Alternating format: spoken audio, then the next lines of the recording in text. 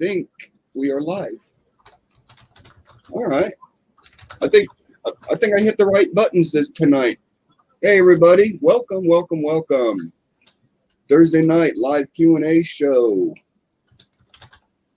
We are here. We got some email submissions throughout the week and been going through them. Got some answered, got some ready for you tonight, and looks like we're going to have a good show. There's Stuart. Welcome.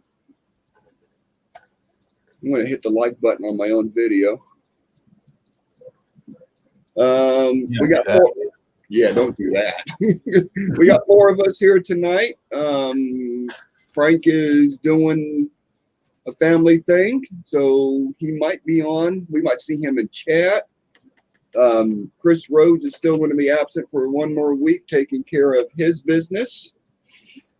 Tonight we have Mantic Coins, Mr. Shea. We got Paula Bloom, and we got Jeff Stanley, and you got Blues Coins.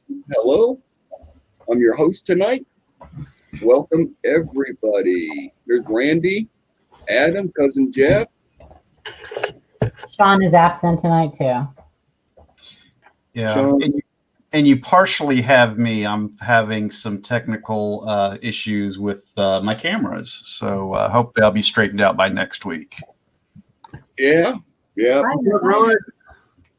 Yep. Jeff had some technical issues, so we are going to get through this one way or another. Hey, Red.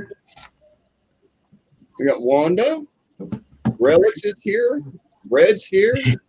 Moss, Brian, welcome. Hi, Brian. Hi, Randy. Hey, Simmons. Hey, Adam. Hey, Blues. Good to see you guys. Paula. Can I show everybody our new sticker? My new stickers. Our Sure. new stickers. What stickers? What sticker?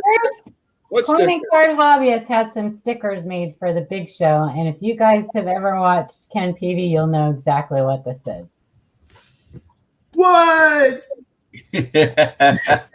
Oh my goodness! Oh, that's perfect. Susan Anthony, pitted brooms. They go perfect with. Risers, treasure hunting emporium paper. It goes where the Here you go. Classics. Yeah, the pitted prunes is going to look good with my. I'll have to frame. I just completed a BU Susan B. Anthony set with all the varieties. That'll look. Slap that. You need this. You need this. Who cares if it's a Dansco? That's right. Yeah. Wanda. Hi, Wanda. Oh, that's excellent. That's wonderful. Susan B. Ugly on it. Susan B. Ugly. Yeah.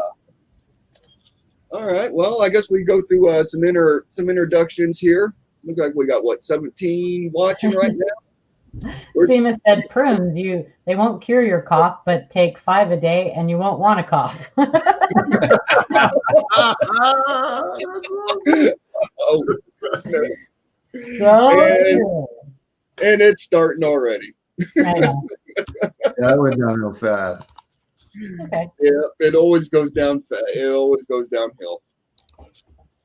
So Welcome everybody. Yeah, good to see all y'all out there. yeah, let's go through some introductions. We could start down on the bottom right with Jeff. Are you ready? Did you say Jeff? Jeff? Yes. Are you ready for introductions, or you need a few minutes?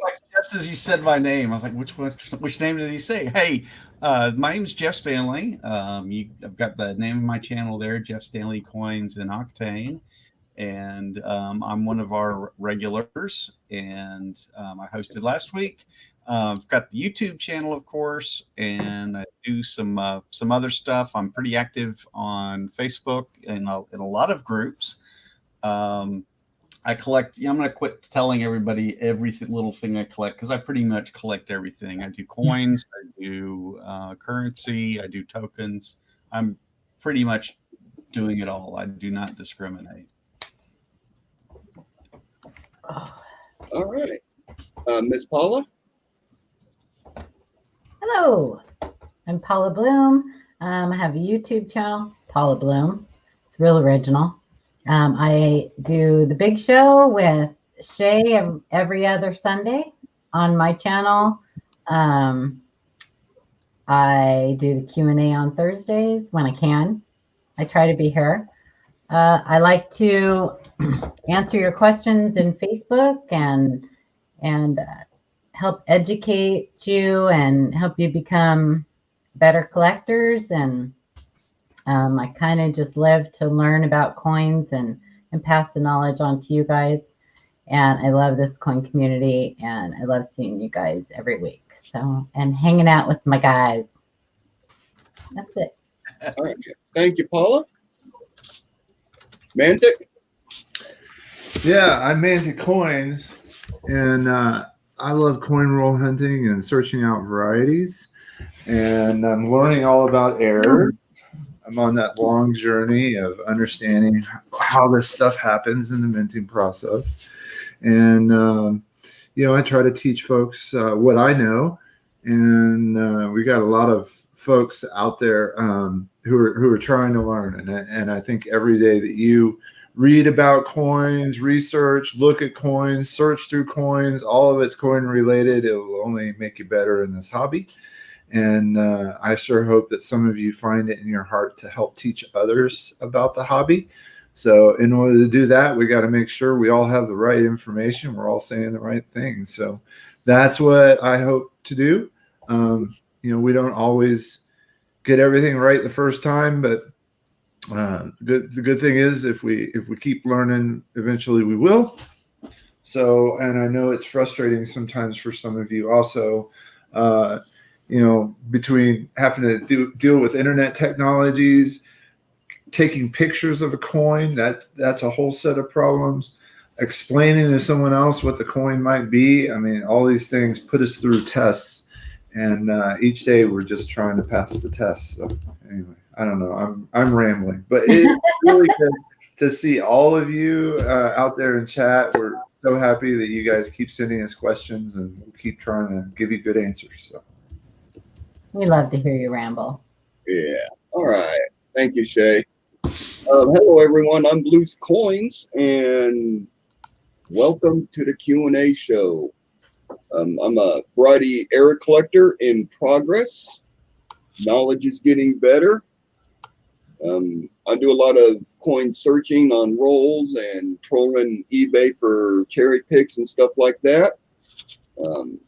Proud member of the Q&A and the Facebook groups and everything like that. But with that said, I do got to say I've kind of been absent from Facebook groups and the Q&A show. I've been dealing with some upper neck issues with bad headaches, so I have been absent last couple weeks. It's been rough, but I'm here tonight. We're going to get through this, and we're going to have a good show. I know it. I feel it. So welcome all. And it got Welcome. quiet. And it got quiet. Cut. We always have fun. Take two. Yeah. I did see that Ida joined us. Welcome, Joe. Welcome, Roadrunner. Beep beep beep beep beep beep beep beep. GME. That's a new name in the in my chat. Welcome, Brian. I just got up with chat. Yeah, whatever. We don't need to be reading some of that out loud. All right, I'm catching up on chat, so let's try to be nice to each other. I don't know what's going on. Oh, they're being nice. So we are missing Frank tonight, and Blue Ridge and Chris Rhodes. So they're doing their family thing and taking care of their own business. So it's just going to be the four of us. No, it wasn't, Joe. I looked. I don't search the things typically when they come in for the big show, but I did look for that. Oh, I pretty demanded. It's right here. Looked at it. And it'll be going in the next big show. Just saying. Yeah. There's Pamela. Hello. Did you answer? Did you answer Wanda's question? Who, me? That red book should have the makeup, what a coin has in it, whether it's copper, nickel, silver, Yeah. whatever. So you have a red book. You have the answer. At the beginning of each coin section, it'll tell you what it's made of. Yeah. Yep. Metal composition. Metal composition. There you go. Paula, as usual, has the words. Thank you, Paula. Yep. And sometimes I go with right there. He goes, hmm. Yeah. I just look at the coin and go, That gets you out of a lot of trouble right there. Yeah. The good news is we got a couple of people that we are learning this internet thing and how to do the pictures and to show everything on this channel. So I just want to give another shout out to Shay and Jeff for handling this for basically since the beginning of the Q&A that's been running for what, a year now. So I just want to give a good thank you for stepping up. You guys are teaching us. We are almost there. We're almost You are almost there. So, I am not almost there. Wait, what do you mean? I didn't download any questions. I thought you were doing it all. yeah. Oh, well, we'll just make them up as we go along, okay? Yeah. We'll just make up questions, and then when we need to show the coin, we'll be like, "Is that an RPM?" We can do hand puppets. We are all working on it because Shay needs to be able to, if he gets sick or anything like that, not have to stress about, oh my gosh, I'm in the hospital, but I've got the Q&A tonight. I'm like bleeding from the eyeballs, but Yeah. I'm gonna do Q&A. Yeah, or try to get a couple of us trained up. It's going to take two of us to take over for Shay. Yeah. Well, I'm working on it, but it's going to take me longer than it takes anybody else. I actually had to take a computer class for dummies. Hey, don't let her fool you. I'm still trying to figure out how to get into it. Most people don't go, their entire lives without having to touch a computer, but she I figured out did. how to do it. So now it's time. So I managed to. Yeah. So we are getting trained up here as panel members. So we are so close. Awesome, Joe. I thought I had it, and when I tried to get some stuff went up, my mind just went nope. But Yeah. But like learning about coins, it just takes lots of practice. yes. But I like coins. Yep, I just wanted to get it out there to There's a difference. and Shay, thank you so much. Oh, yeah. For You sure. guys are our computer gurus. If I didn't love it, I wouldn't do it. So your support in this is always appreciated, and it might not be said enough, but we love y'all. Yes, Oh, you would sure. too, Shay. Don't lie, you would too. No is not in your vocabulary. Yeah. So all right. I love you guys. Group high.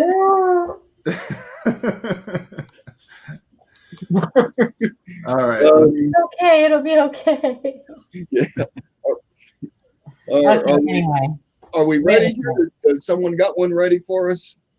not me. Yes. Maybe? Yes. Or do we need a few minutes and I could just No, I'm ready. I'm ready. I could start Linda, talking Linda. more. Hooper. Frank. Hey, there's Dragon. There's Frank. Welcome, Frank.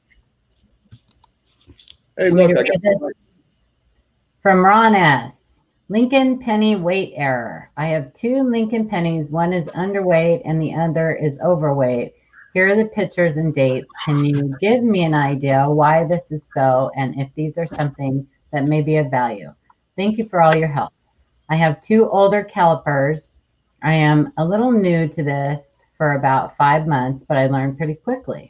I just ordered a digital caliper and will get those results, but the ones that I have now show the diameter to be the same on both and the thickness. I'm not sure how to calibrate that. Any suggestions would help. I appreciate your time and effort in this because it is a little strange. I was thinking of just sending them out to PCGS and see what their thoughts are and have them graded, but was hoping to save the cost if they're not a value. Have you ever come across this before? All right, so this was, as you can tell, it was a couple of different emails kind of strung together here. Yeah. But some of the emails went out, and I had questions. Have you? And Paul and I both did. Have you calibrated your scale? And he sent us a photo like this. Yes, he has calibrated his scale. That seems dead on to me. And we had asked him some other questions, and so he was doing some more research on it. But I wanted to show you guys. So this was the 2.74 1980. Was that 19? I forgot the year already. It was in the late 80s. So it should be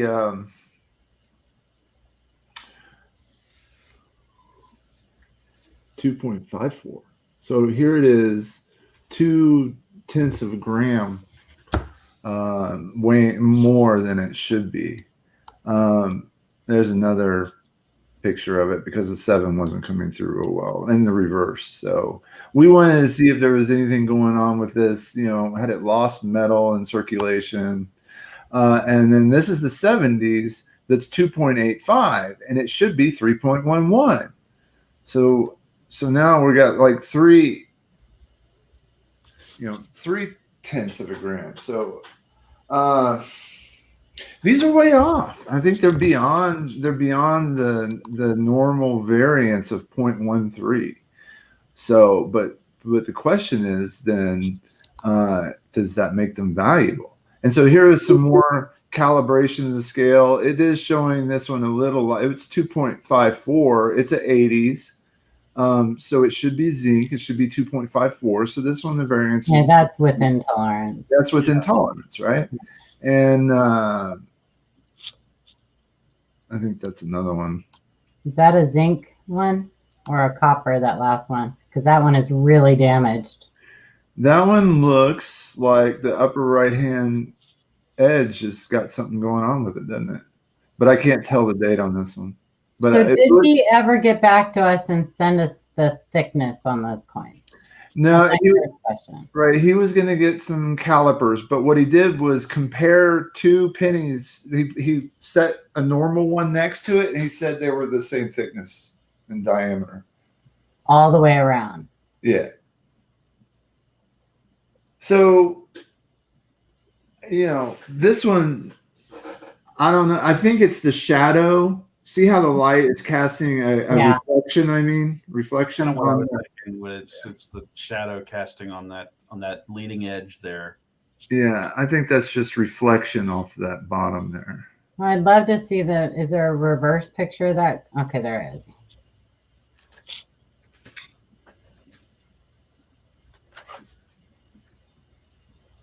I'm not seeing enough wear on that to justify those weights. That's right, Stevens.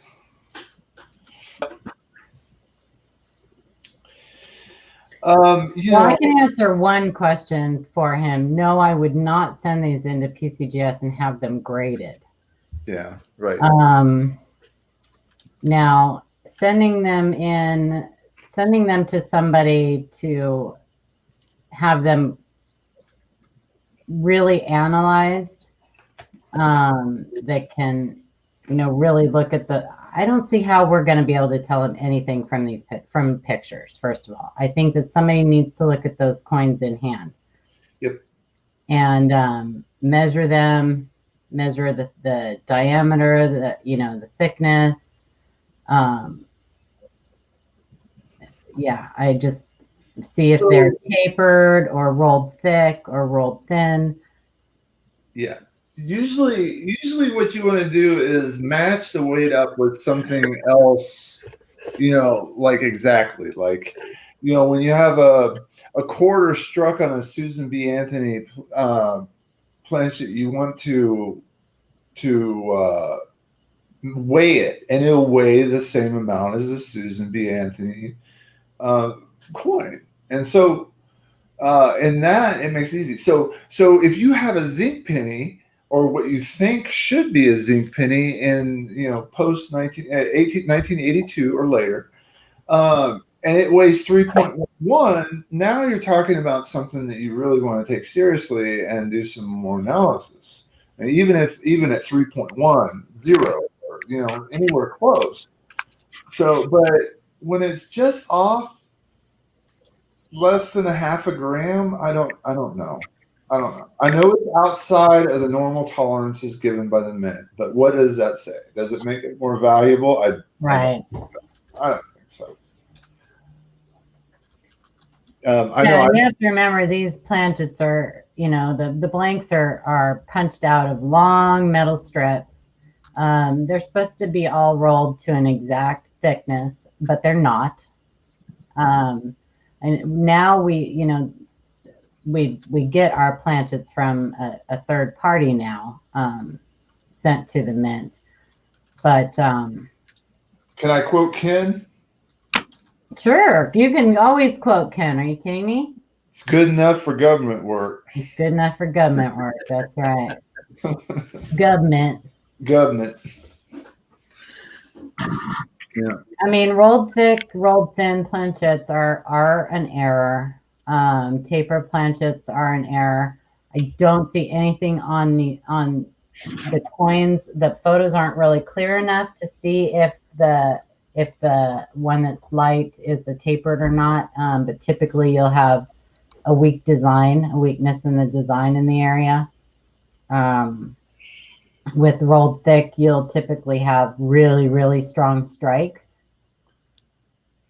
But yeah, it's too hard to give any definitive answer from just pictures as far as weights and things like that. You really need somebody who's going to measure them and get, Good. So.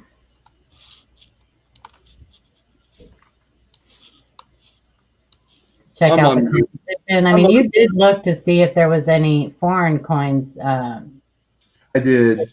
With those weights, yeah, and there wasn't any foreign coins with those weights that would match up, saying that it could be on a foreign planchet or anything. So, that's something to consider too. The U.S. Mint not only makes U.S. coins; they've been contracted out to make coins for other countries, especially during the wartime period, right? Yeah.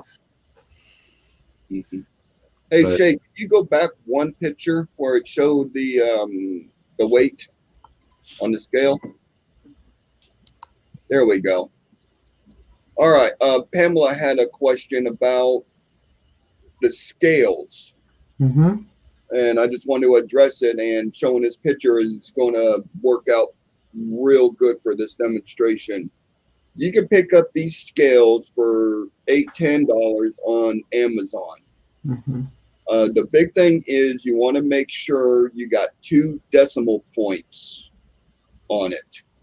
So it's 2.85. So you want to have 2 numbers past the decimal point to get accurate weights. You don't need these big $50, $60, $70, $100 gram scales to weigh your coins. All of us run these $8-10 scales just like that one, and they're accurate. So Pamela, I hope that helps. eBay, you can find them on eBay, you can find them on Amazon. So don't worry about trying to get a real good one, because these $8 to $10 ones work perfect. We all run them. And that's all I got to say. You see Joe Sharp's question, Shay? Yeah. Okay. So yes, Dragon, yeah. AWS, I've actually got 2 of those.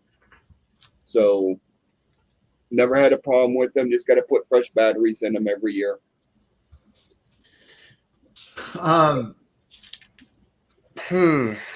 Joe, I'd probably try the specific gravity test for silver as one of my tests. And if you look that up, you'll find out some information. Oh yeah, I remember Ken doing a video about that. Yeah. The other thing is you could always take it to a dealer who usually have the bullion, the little handheld device that can tell you the contents of a coin, the metal makeup, and Sigma alloy. Huh? Sigma tester? Yeah, Sigma tester.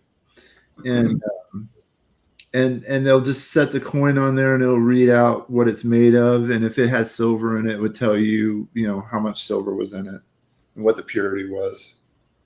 I think it does 40%ers. I know it does 90%ers, but anyway. Typically, you can tell from the sound.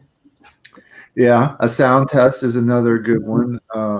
If you get a silver, if you flick a silver a 40% silver $50 and listen to the sound, and then you do it with your with a clad, you'll hear a difference, and then you could do your 71 that weighs like as much as a 40%er there.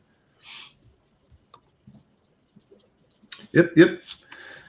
The thing is with that machine, with that Sigma machine, Joe, is they can set it right on the counter and set your coin on top, and you can read it right there what they're reading too. But yeah, anybody that buys and sells bullion on eBay should always have one of those devices anyway. You will save yourself the amount of the cost of that $600, $700 machine within one purchase of a piece of gold. So consider that before you start buying gold and silver online, unless you're buying from a reputable dealer. So, and even then, I would consider getting it. I know I haven't bought one. But that's because I have a close friend that has one and lets me borrow it whenever I want. So you could probably take it to a jeweler too. Oh yeah, that's probably a good idea. You don't want to take it to a coin shop. I mean, I understand, there are some, I mean, I think most of the coin dealers are pretty honest, but there are some shady characters out there. You can always take a ring in and ask them to clean it and then say, hey, while you're at it, can you test this? And even better, you can download the user guide for the handheld thing too, so you can know exactly which buttons to push and just ask them if you can borrow it for a moment. Yeah. Hey, Shannon. Yeah, you missed the whole show. We're getting ready to go. All right. Well, thanks for coming, Shannon. Thanks, bye. Everybody. See you next week. Gosh, you just missed it. That's not right. I know. I'm sorry. I couldn't resist, though. That was just for Shannon, though. That was mean. Yeah, that was just for Shannon. Yep. There we go. Yeah. Oh, my gosh. Okay. All right, Ronald P. in reference to a 1944 Philadelphia Jefferson. This is, I've already been to Brian's Varieties, and really could not find the markers for the varieties listed. Possible one is die chip on hair tie. I've only been doing this for 2 years, and I'm hoping to get better eyes on this. Thanks for looking. You're welcome. 44. That's a 4 nickel. We love it. Yeah, I'll take a look at this. This is Ooh, look at that. This thing is gorgeous. That's pretty. It is all Can hot. I have it? Yeah, that thing is pretty. Oh, did you just say that, Paula? Can I have it? I did. I'm not beyond that. Well, I guess it's okay since he's not looking at you. Okay.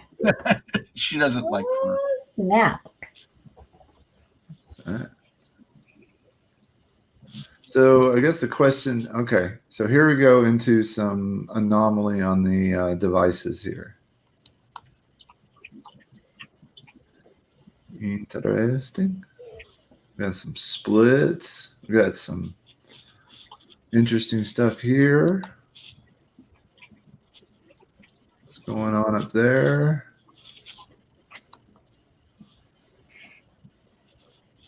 Now that right there, on the U and the top of the top serif of the S. I've seen that before in it. Honestly, I think it is some master hub doubling. As much as I've seen it, I've seen plenty of these where I'm not able to match it up. And what's funny is none of the attributors have. I have not seen any information regarding there. Now that's a little different. We might have something a little different there with that. Usually the star, I usually don't see that on the star on the master hub doubling. So we might have something. There's also some machine doubling going on also on that coin. A little bit, yes. Yeah.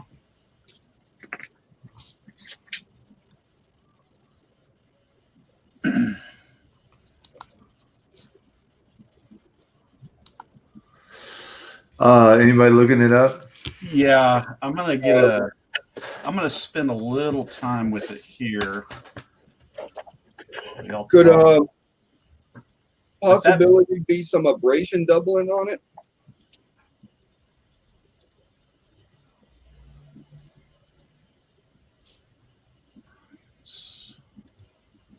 No, I don't see any abrasion doubling. Yeah, it looks all right up here. Oh my goodness, Brian's website is down. Oh yeah. Bummer. It's still down. Either that or the link changed. Let me Yeah, I'm not seeing anything in my book that's given information for any type of master hub doubling on that particular year. And my book doesn't even show anything for the full. Yeah, we had some come in like around February and March, and I had every intention of hitting up Bill Fiva at Coin Club regarding that. And of course, we haven't had club meetings since February, so I haven't had the opportunity to do that. So I really believe there's some kind of master hub doubling. I do know that we've shown a few examples in the past of these with master die doubling. So I do know that is an issue. So is it that combined with the MD? Yeah, and then possibly like I remember looking at some listings in 44 and seeing that at least one of them had doubling on that star, but that's even looking a little bit suspicious to me at the moment. Where is it? But this coin is in really nice shape. If this was my coin, I might send this one to Wexler or Brian. Yeah, it'd be Brian. And have them take a look at it. Have him take a look at it. You guys know how I feel about nickels. So I don't claim to, I know there is a lot of master die doubling on these on certain years. I do see an issue with MD, but if there's a question on this and it's not listed anywhere and we can't find a match, spend a few bucks. This coin's really, really nice and great shape. It is. The strike is amazing. That wood grain effect is stunning. It looks like it's got a little lamination even on the reverse. Starting. Is that a Denver or a Philly? That's a Philly. I wrote down a note. I got my Coin Club meeting next week on a Tuesday, and there are some guys that in there that been doing this for 40, 50 years. So I'll bring up the question if they've heard anything or if there's master hub doubling confirmed on these dies. It's, yeah. Oh, there is, right, Jeff? 44 specifically, yes. Yeah. That seems to be when we're seeing, I'm looking at the Variety Vista, and there's only 4 he's got listed in Variety Vista. But you can find new varieties. I mean, they're discovered all the time. So, I would look at this coin and go, holy crap, look at those splits. right? Yeah. And then if I couldn't match it, I'd go, oh yeah, $5, it's going in, and they're going to take a look at it, or whatever they charge, $5 to $10.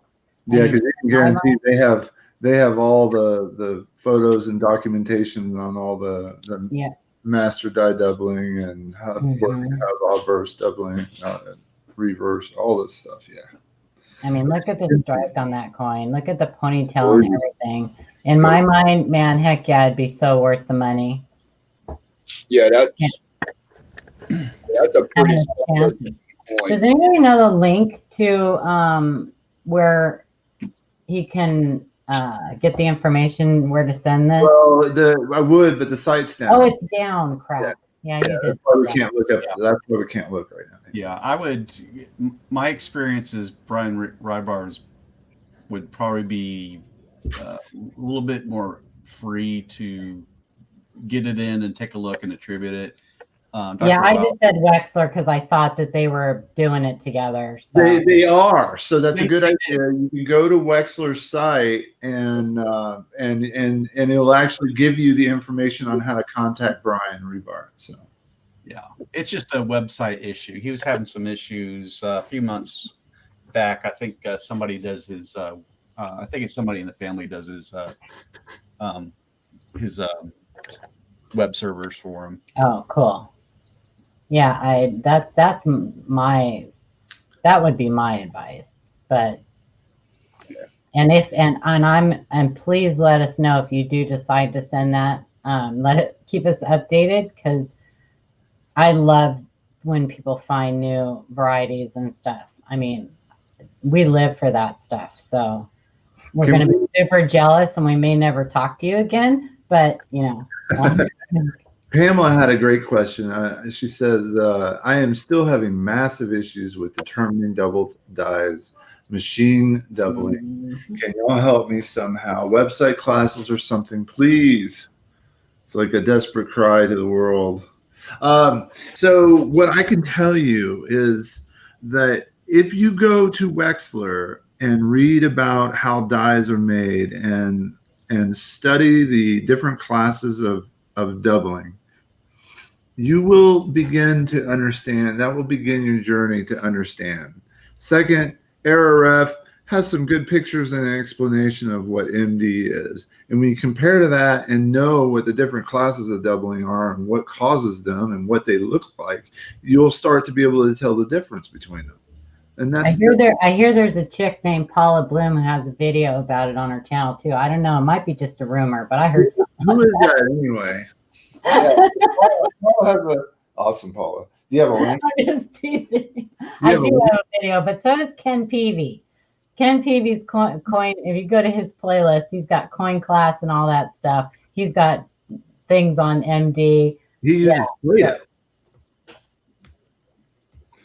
He'll explain it with Play-Doh. Yeah, and listen, the more people that you watch videos on about MD, or the more things that you read, you may not get it with one person or the second person that teaches you, but that maybe that third person that you watch, it'll click with. So keep watching, keep learning. Like Shay said, yeah, those are all super great references that he gave and resources. Yeah. Especially that Paula Bloom lady's video. Paula Bloom, that chick, man. I don't know. She's a little cuckoo, but. Yeah, I'm gonna have to check out her video. That's some chick I need to go check out. It was a long time ago, though, you guys. So it was like one of my first videos. So you might get a little giggle out of it, but you might learn something. Everybody keeps talking about Paula and how pretty she is, so I'm gonna have to go check her out. Oh my gosh, you guys, y'all need to get your eyes checked or something. It's just the lighting. Hey, Stuart says, so many of the doubling claims look like an active imagination. How on earth do you determine a light spread? Oh, yeah. Oh, damn. Hey, no gutter response here. I'm Go, Paula. Go, Paula. Yeah. All right. So stop it. So We love dimers. Just go look at a 1955 double die and look at the gigantic spread that you have on that class 1 rotated double die. All right. Oh goodness. Go look at that. So that's somewhere in the spectrum of extreme. Okay. Somewhere. Light can be anything from barely noticeable to microscope 1000x zoom only seen, right? Okay, so light is it's all relative. And if you look at what I did find is that if you look at a particular series and you look at every double to die listed for that series, I'm just saying, go to Wexler, go to Variety Vista, if it's pennies, include copper coins in that, and just click through and look at every single one. And then you decide for yourself whether it's thick, medium thickness, extreme thickness, light spread, medium spread, whatever. And then just, that's the only way you're going to be able to determine what they mean, So take your time, have fun with it. Don't be in a hurry. Learn everything you can. It's not easy. It is not easy. If it was easy, everybody would be doing it. So just take your time and make sure that you're having fun with it. Yeah, Eric Moritz has a good comment about the Wexler site. Wexler does have, if you just going and looking at the website, he's got a lot of really good information on the minting process and examples. We all learn differently, folks. I mean, some people learn from pictures, some people learn from video, some people learn from just words or whatever. You got to figure out what works for you. Yep. Any of Wexler's books also have his double to die class, his hub doubling classes in it, and how the minting process works. So if you have the authoritative guide on Lincoln cents, or you have the authoritative guide on buffaloes, or you have his Kennedy book, he puts the same intro into every book he writes. So reach for a Wexler book. All right. Beautiful nickel we've been looking at for like half an hour now. Yeah, I know. All right. Yeah, that's yeah, I kept it up there for a little long because I kept drooling over it. It's beautiful. I want it. Thanks, Frank. I'm on an alternative mic tonight with no camera, so yeah, my audio is fantastic. Actually, yeah, your mic sounds nice and crisp. Yeah. Better than is that better there? Because it's like literally like an inch from my mouth. Oh yeah. Don't swallow it. Yeah, go with that one from now on. All right, from Liston, in reference to a cracked planchet, would you feel confident in calling this a cracked planchet? There isn't much to go by to determine if one is genuine. I don't see any residual damage from anything, and the crack itself looks honest to me. If it is genuine, would this be an alloy issue causing it to crack in that area? Yes. Typically, yes. Oh, yes. I can't. I'd love to see the edge in the reverse. Oh boy. Kind of looks like tin. Kind of looks like it got bent. Yeah. Oh, that's really clean. Yeah, that's nice and straight. Yeah, that's damage. And it's like well, yeah. See, the back shows a nice edge, nice and straight and everything, and then we look at the front and it's jagged and wiggly and bent. Yeah, bent. And that's weird. He's bent for sure. That's a wiggler. Darn it, that obverse looked promising, man. Yeah. Well, misguided youth. They put these things in vices. They do They tin snips. They do experiments. They drop them in weird liquids, and I mean, what do you think is it's ubiquitous? I mean, every single person has probably held a penny and come across. They're plentiful, right? Darn it.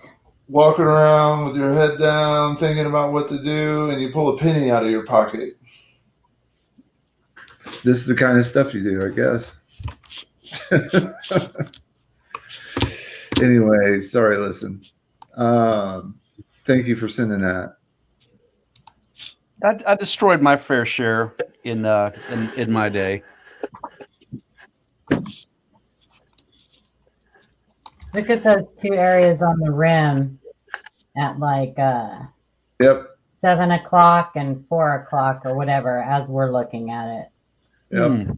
It kind of look like maybe grab points that they bent it at. Or Good point. That's probably where they pinched it with the pliers as they held it while they took the tin snips to the edge up there. Yep.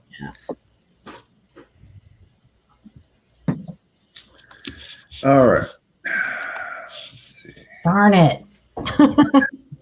I was all ready to get really excited for a second. Yeah, we don't come across cracked planchets very often, so No. when we do come across them, we're like, whoa. But to answer it, he did ask if that was a alloy issue, and typically, yeah, it's an issue in the alloy, either the mixture, incorrect mixture like a woody or some type of contaminant. Typically, they're kind of rolled thin in that area too, so I don't know. Yeah. Sometimes you'll see even really neat ones where the alloy has blown out of it. Blowholes. It almost looks like a piece of it looks like a piece of coral or something. Yeah, they're called blowholes. Yeah, those are cool. I actually have one that's a rolling induced fissure, and it's really cool. And I had to really go through some tough diagnostics to figure out. The best thing for me was that it was a zinc planchet, and so you know that it was fissured prior to it being the copper coating, so it wasn't post mint because the copper coating was not missing. So George Peavy's here. Hey, George. He says Ken and I used to bury our coins in the yard and in the house, and we what they grew up in, and then draw treasure maps for them. That's awesome. I could definitely see Ken hunting down using a treasure map. No, what Ken did was he probably made two maps, one for George and one for him. And the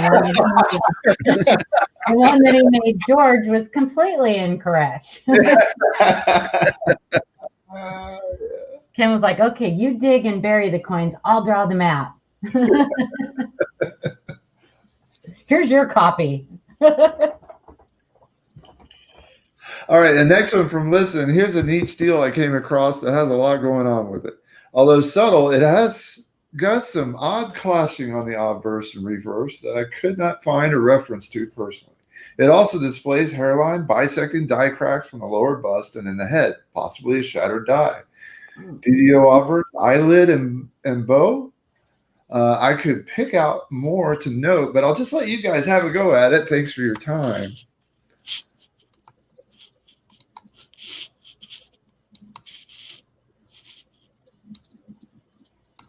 Hey, Empyrean.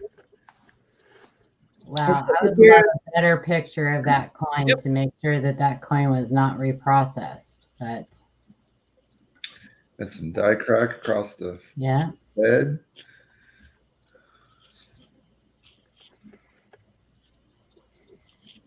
Down at on the vest. Oh yeah, look at that. We got another one all the way across. Mm-hmm. A little to the is there little bit to the west. It looks like that one. Is that It's coming like the off? one on the left goes all the way to the rim. Yep.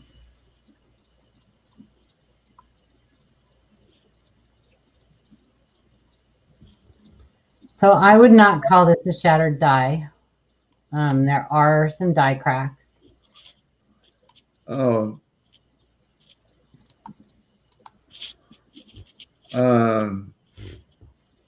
Let's see here. And then he said something about DDO.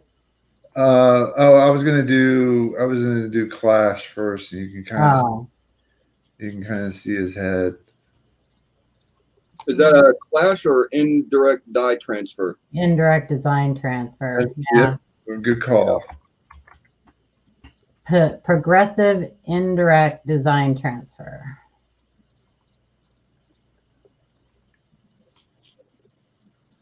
Okay, and then you said But there, I want to look at that again because I am seeing some. No, go back to the reverse. Right between C and E. Oh yeah, look at that. That is Clash. That is Clash. Yeah. There you go, Paula. Good eye. Yep. Yeah. Yeah. That is clashing. Look at that top of that west Right here too. wheat stalk.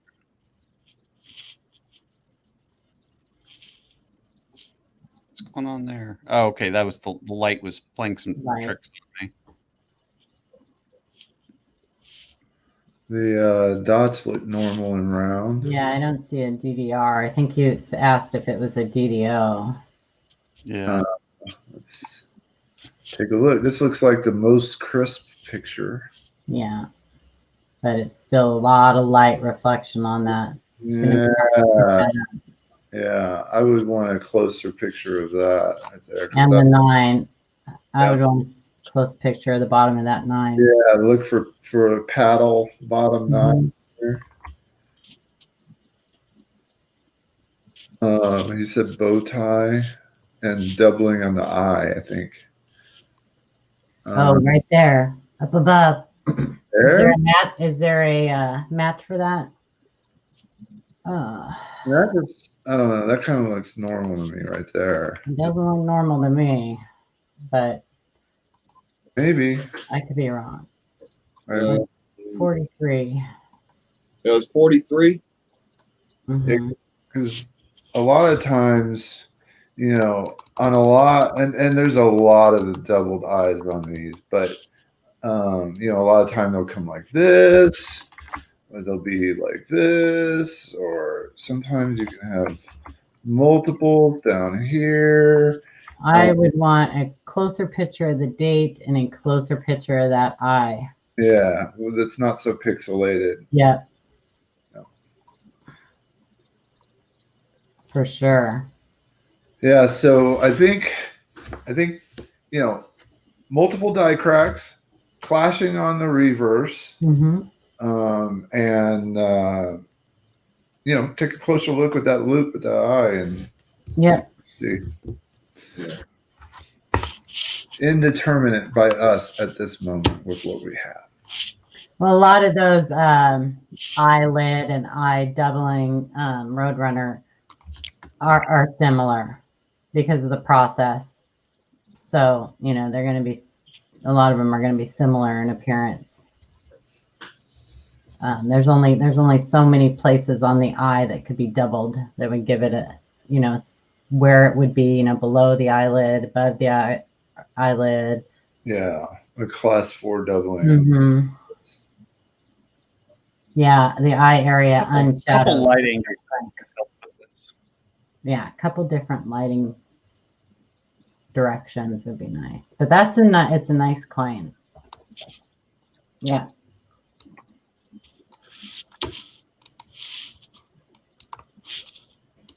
Yeah, I don't see any evidence that would be replated. It looks perfectly normal. All right, coin lovers. 1958D Jefferson. Did I have 3 coins for you guys today? 1958D Jefferson nickel, I believe, is an RPM 004.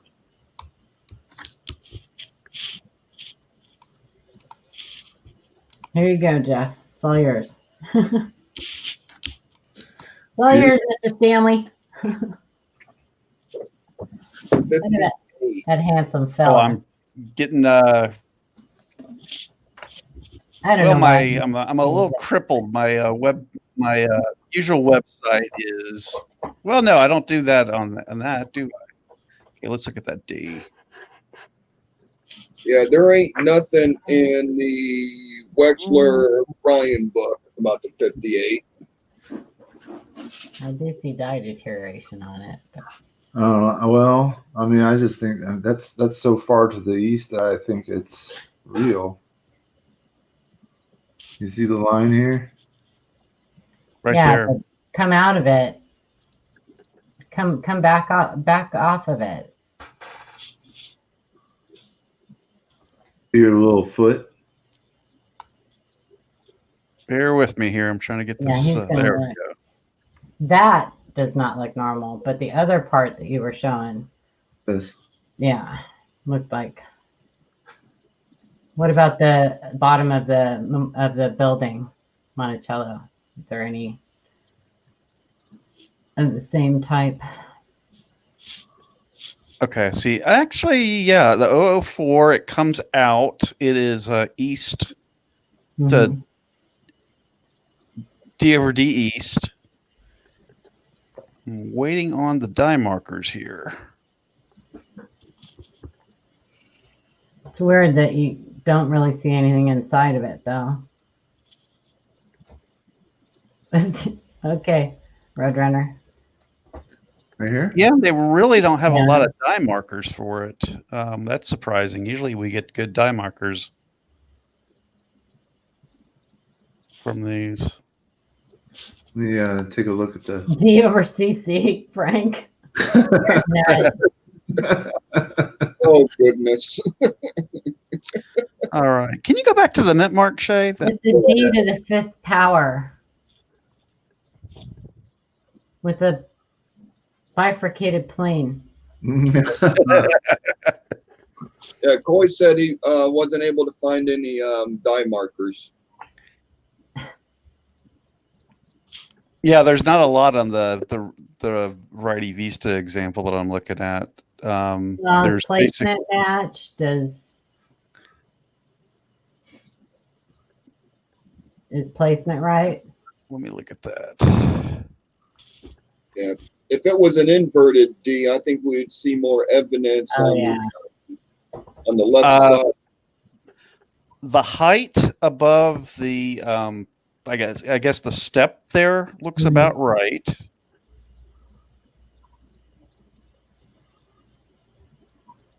And the distance to the side there looks about right. So that looks about right. There's probably some MD on that bit on the back. That's not going to be. I think the part we're interested in right there is going to be the right now.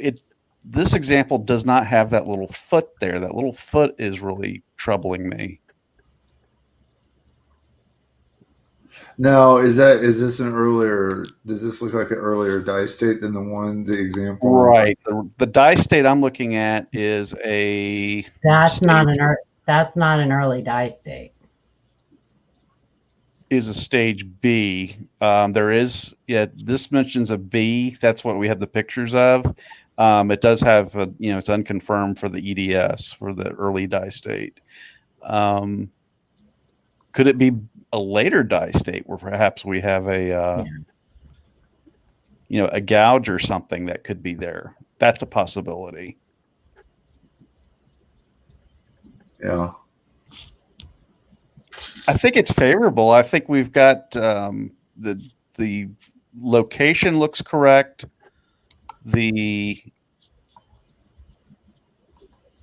That shadow of the secondary mint mark, that looks correct to me. Ignore that the MD on the back though. That is not going to be part of it. What was the year? 58.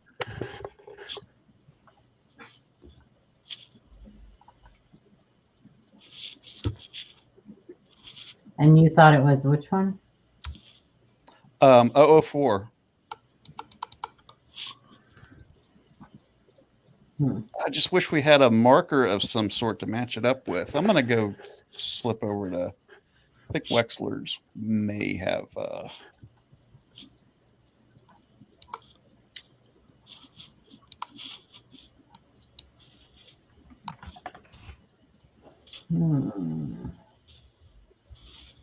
Well, while he's doing that, Yeah. um, Yeah, because even the example on Friday Vista doesn't show anything on the inside. All it shows is just that little bit to the east. Oh. Gosh, when's that database going to be done?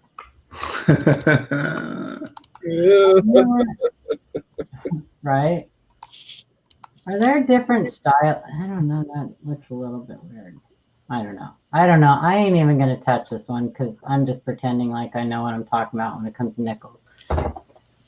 Oh, I think we lost Jeff. Uh-oh. Well, moving on. We might have hit the wrong button. It probably is a match. I think that's probably a coincidental little die chip right there, but I agree with Shay and Jeff that the placement looks right. It sure looks good.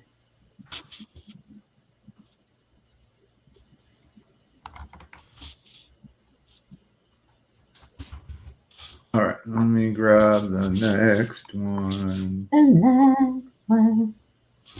And no, Frank, it's not a D over CC. Nice try, though. What's wrong, Frank? What's wrong? Why are you mad? Oh, me too, Robert. Oh, my gosh. I haven't seen anything on the news. I'm trying to avoid it. I did message Cajun, but I don't know if he messaged me back. From Coy Lovers regarding 1945D Mercury dime. I believe is RPM, but can't find a match.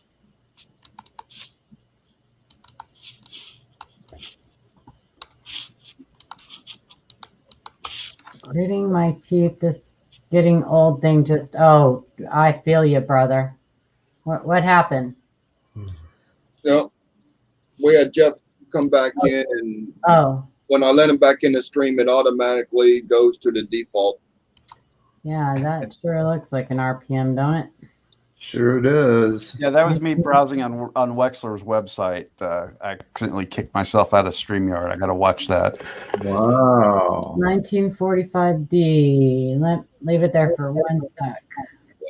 RPMs 45D.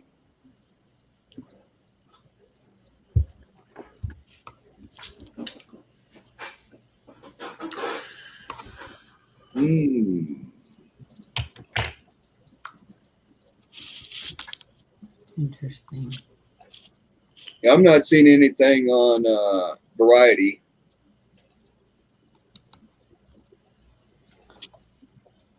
Well, 45D?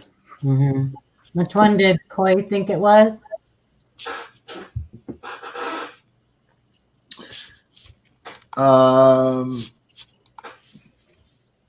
Didn't mention. Couldn't find a match. I see the little split on the top left. I see some extra thickness on the arm on the bottom left. And that's consistent. Is there another picture? That one. That's the one I want.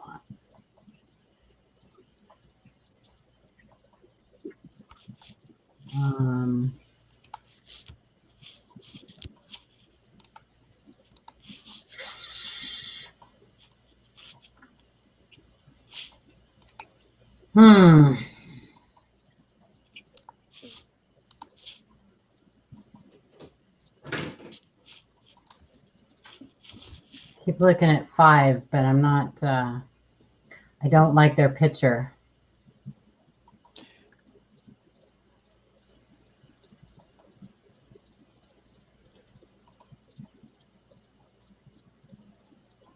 Is anybody else looking? I am as well. You're looking at 5? Because they've obviously got one on the site that's got a little damage to it. Oh gosh, I'd like a. I think the placement of the mint mark on number 5 is not correct.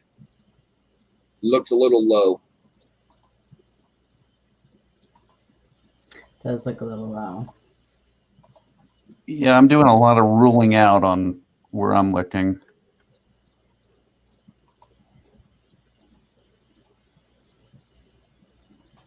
There ain't Do we nothing see- on the inside, right?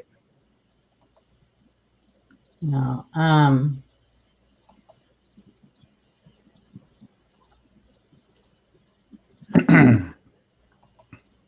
Is there a die clash in front of the face? In front of the forehead?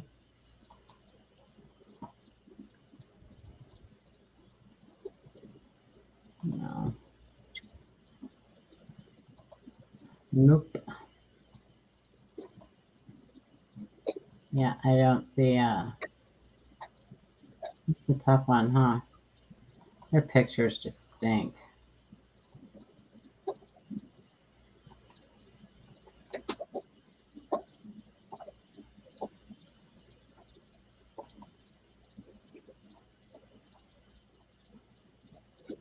Does that look like a split on the bottom? Yeah, Right there's a little bit. There's a split. Okay. Mhm.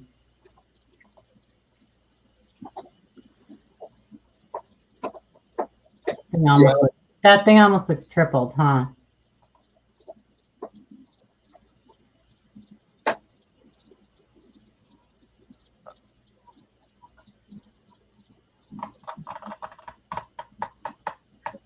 Well, I don't see a match. Can we look on Wexler's? I'm on Wexler right now. Yeah. I'm looking at 009. Die crack runs north-northeast from the rim at 6 o'clock. All right, so we want to look at 6 o'clock and see if we see a die crack. On there's actually how oh, that's okay. At 6 o'clock, I do not see anything there. Oops, that's the wrong one. 45D.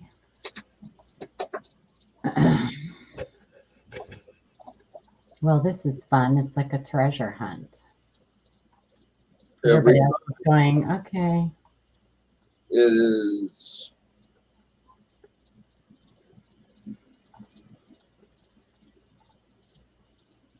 It's a nice looking coin. Got nice bands on it. Yeah, no, Where'd it's the not. mint mark go? Where'd it go? Where'd the mint mark go? That placement's not right. He's moving the mint mark. Who's moving the mint mark? He's playing. I'm trying to match this thing. He's drawn. He's coloring. I hope he's not talking while he's doing this because He's coloring. Oh my gosh, you're like a little kid. Oh goodness, that's a Howard Purcell. Oh. Let's see, die gouge just to the right of the bottom of the bonnet.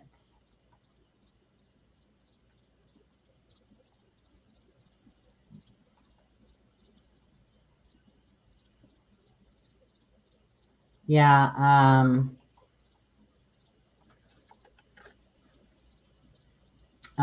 did you look at 45D11? That's not showing a split on the bottom there. I'm not positive that. That's awful close to that leaf right there, but let me look. I don't think the placement's right on that for 11. 11 looks a little bit much higher. It's actually. It is much higher. Yeah. Okay. Never mind. Yep. Oh. I was looking at the. What about 7?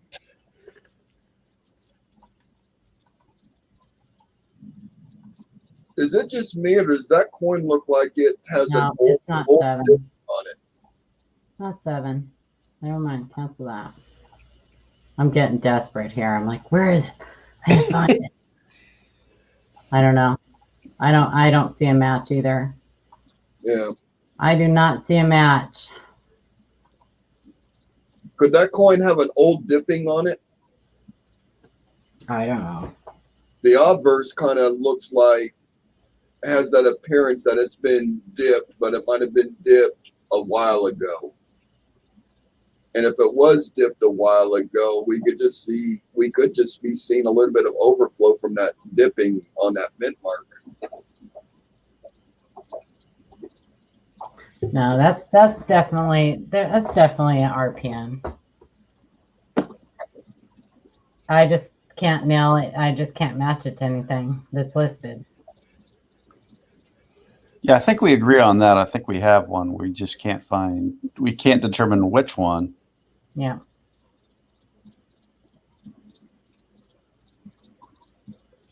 All right, is this going to be one of those? Send it to the Wexler night.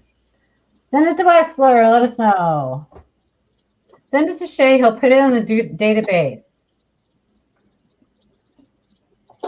Oh, there you go. Where'd Shay go? Did Shay leave? No, Shay's on mute. He's probably been talking the whole time.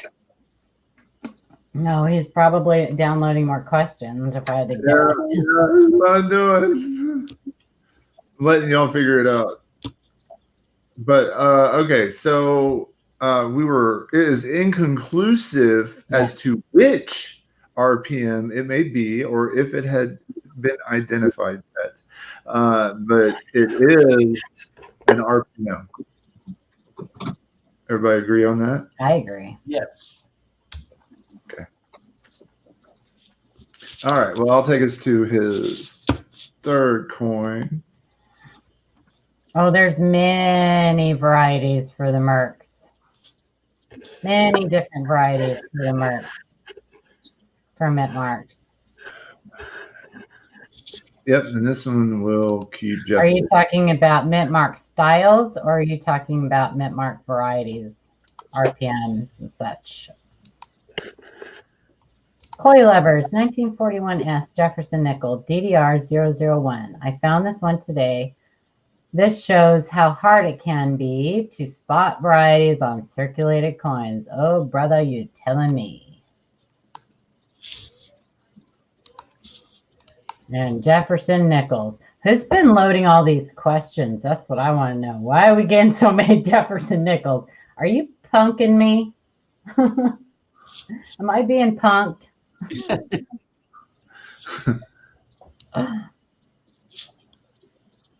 They like the nickels, man. I know you like the nickels. I know you like. I'm glad you like the nickels. Somebody's got to like them. Nickels need love too. Oh, look at the bottom of the A. Oh, I see what I mean. Oh, huh. Oh, the 41S. That's a heartbreaker when they get that wear on them like that, and you can't see the split, but you know it's probably there.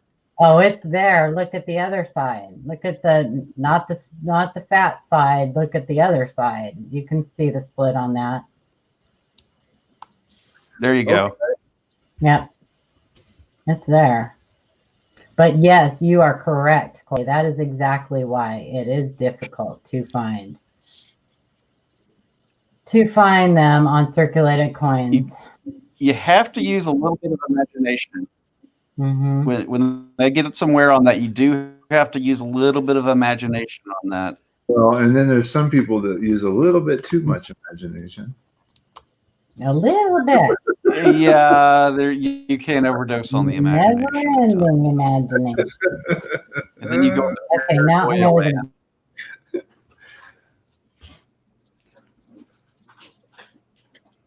Mint mark position looks correct. We got anything on UM of UM? The top?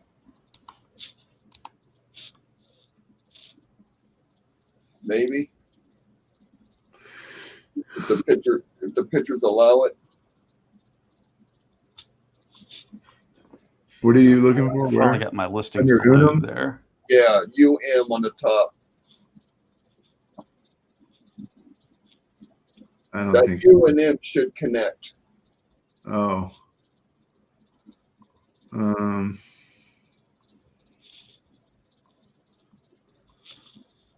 don't know, man. Yeah, pictures might not allow it.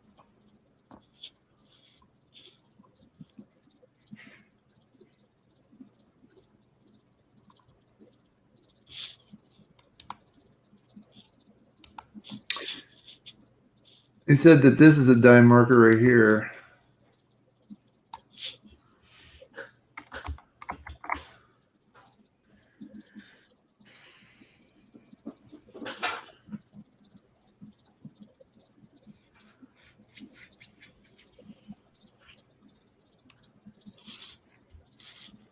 Yep, and that is a large mint mark, correct?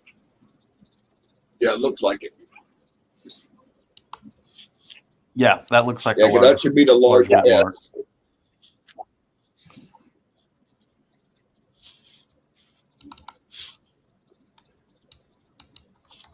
I'm thinking 001.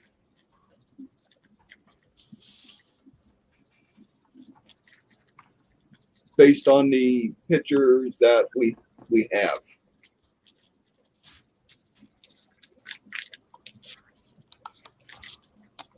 A lot of dye deterioration on it too, so that could fool you in a minute.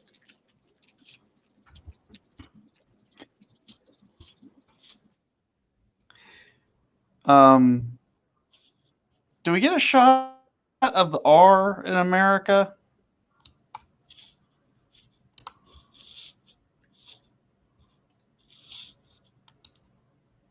Hey, listen. All right.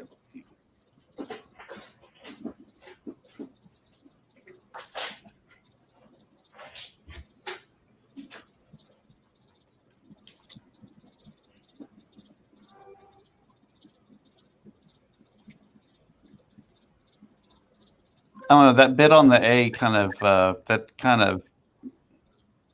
that looks too much like this example. I think we might be.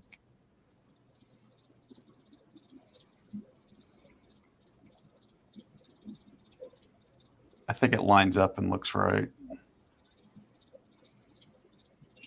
Yeah.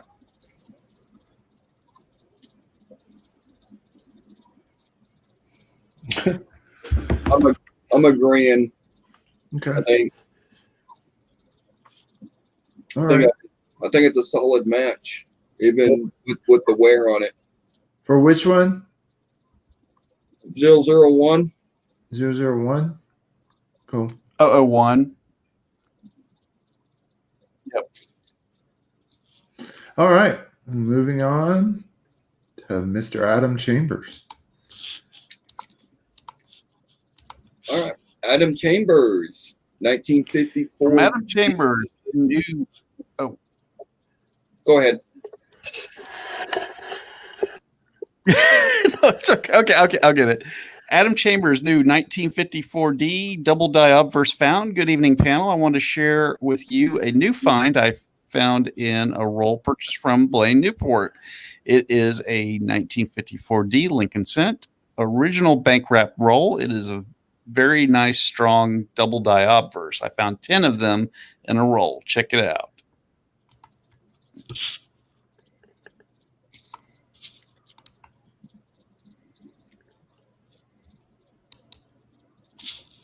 Oh, yeah. Look at that.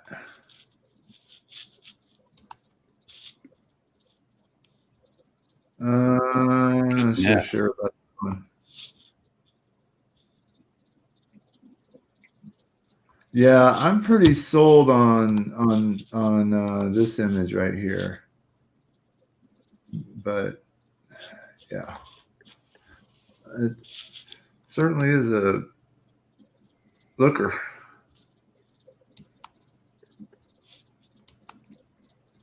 Cool. Very cool.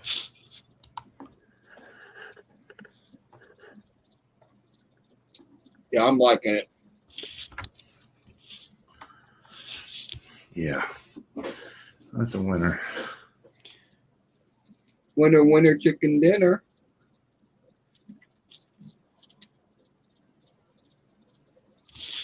Yeah, Blaine sources out some very, very neat rolls. Should we just all say it at the same time? Send it to Wexler. No.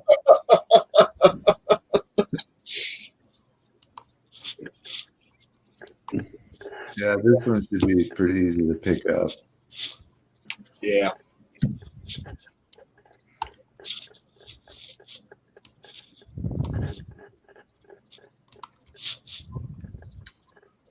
All right. Oh, and they're bidding on it in chat.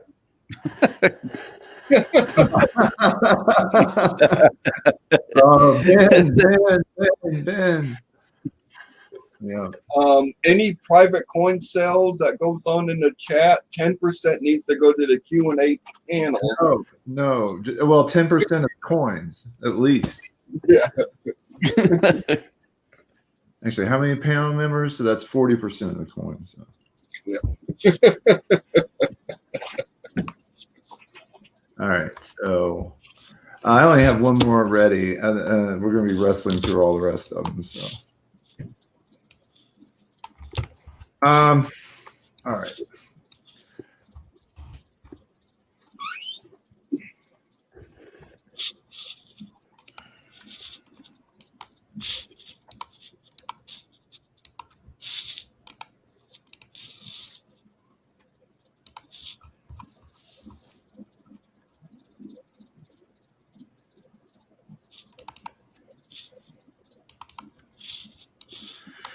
All right. I'm not going to try to butcher the name, so we're just going to say from Sam in reference to a 1795 silver US dollar.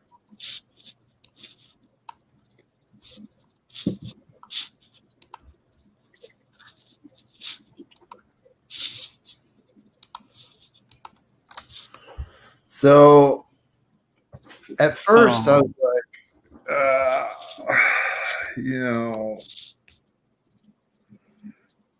I didn't know right off the bat. I knew it looked a little bit of hokiness, but I knew immediately that, well, okay, it's a 1795 silver dollar. I better look this up because there's probably tons of counterfeits. And lo and behold, there were articles about this specific counterfeit, and it was very interesting read. First off, there's a centered and an off-centered version of this coin, and this is an off-centered one with the bow and the hair nice and close to the stars on the left. Here's the reverse. When I first saw the front, I'm like, okay, this is supposed to have dentals all around it, and I saw a little bit of stuff here. I was like, this just isn't looking right, you know.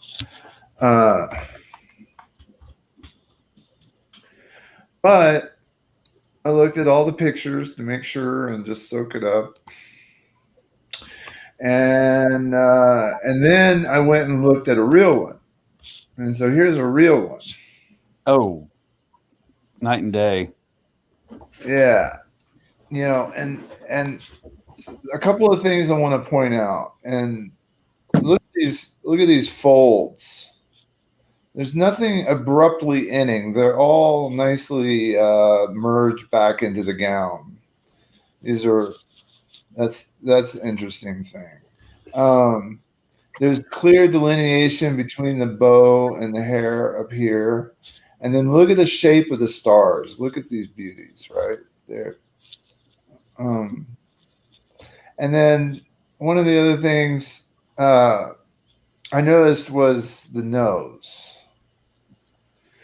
And so what I want to do is see if I can put these side by side. Let me see if I can do that. I might have to close some.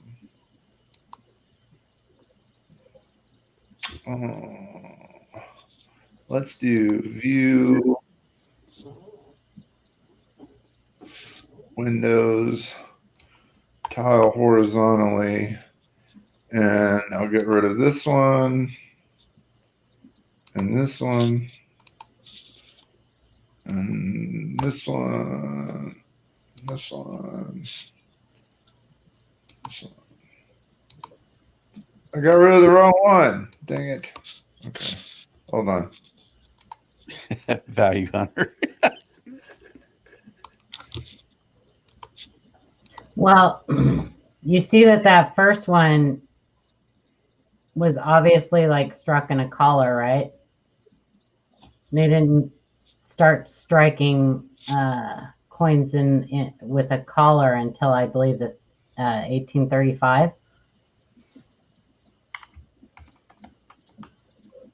Somewhere around there. So that's your first clue.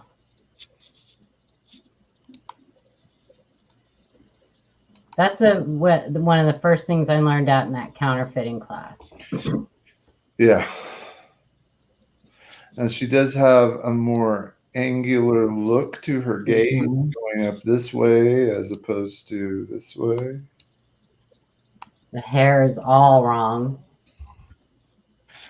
Yeah, like I was looking at the top of this little tuft of hair. Mm-hmm.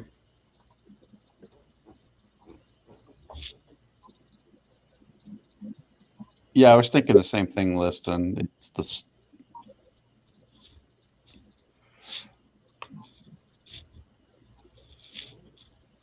This is Does it have an H on it for the Hong Kong Mint, Val said? That's awesome. China. Anyway, I sent it back a message to Sam saying your coin is counterfeit. 100%.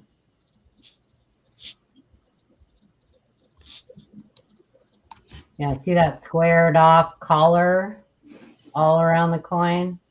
Yeah. Those were not struck in a collar back then. Right. So that will tell you right away.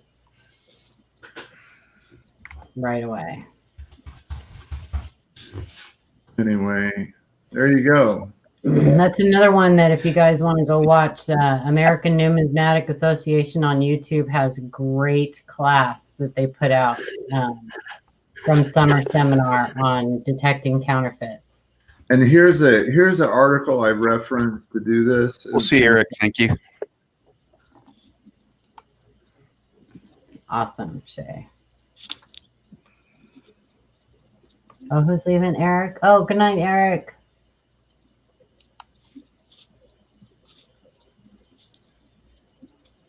Okay, so Probably would stick to a magnet too.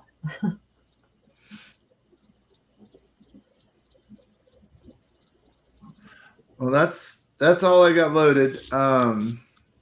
She has a Greek nose. She's just not as pretty as the real one. The real one is so pretty. You guys want to call it for the night? Sure. I think Val sent one in, but oh, was that Val's? Well, it was like 25 in front of him. So. Oh.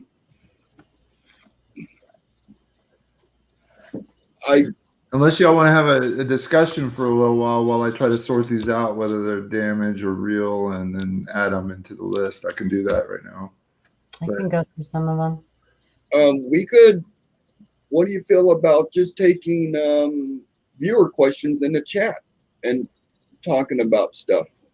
That's fine. You can do that for a little bit, and I'll see if I can load up some more. Yeah, we can do that.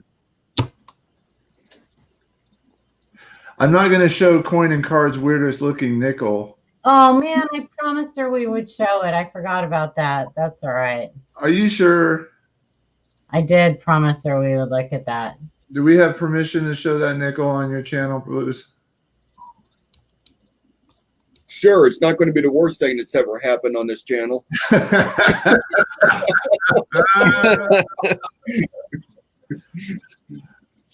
I haven't seen the nickel yet, so it's just a funny listing that Coin and Card Hobbyist found on eBay when she was searching through coins.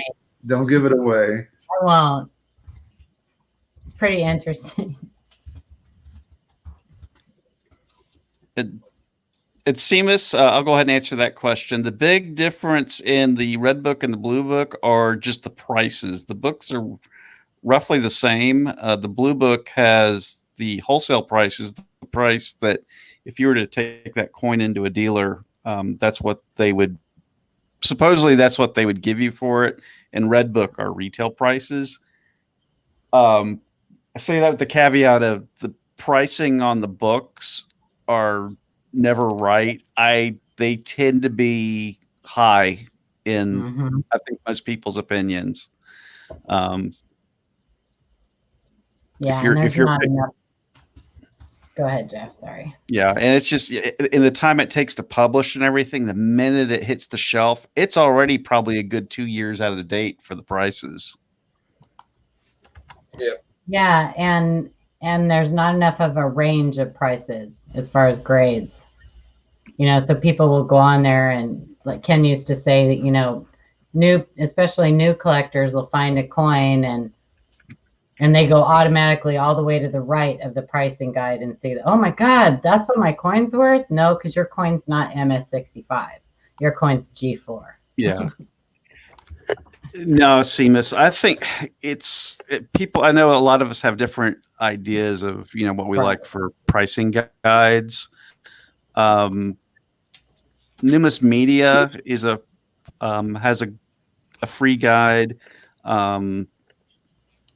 Yes. For me, the most accurate is going to be your gray sheet, but the gray sheet costs money. Yeah, but gray sheet is also not typically what you're gonna. I mean, that's dealer. True. That's again, you're going back into wholesale prices. Yeah, if you want to know a fair market value, for your coins, or what you should be paying a fair market value. I mean, you always want to get, the best price you can get, which would be gray sheet. But I think that Numis Media is by far the best for finding out. And it's typically updated weekly. It shows you, if the coin is in red, it'll usually have a down arrow, meaning that it's lost value for that week. If it has an up green area, if it's green and has an up arrow, it means that it's going up. So it gives you a good idea of how certain coins are going in the market. I always recommend Numis Media for prices, and it's pretty easy to navigate. I can actually pull it up if you want me to, and kind of show people. Yeah. I've already got it, Paula. Oh, you have it up on your screen? Yeah, it's coming up. And even there's a couple people how to navigate through it. A couple of people have mentioned the sold listings on eBay, and that is an excellent source. I mean, those are real-time prices that month, what somebody paid for a particular coin. Well, they can be all over the place too, though. They can be. They can be.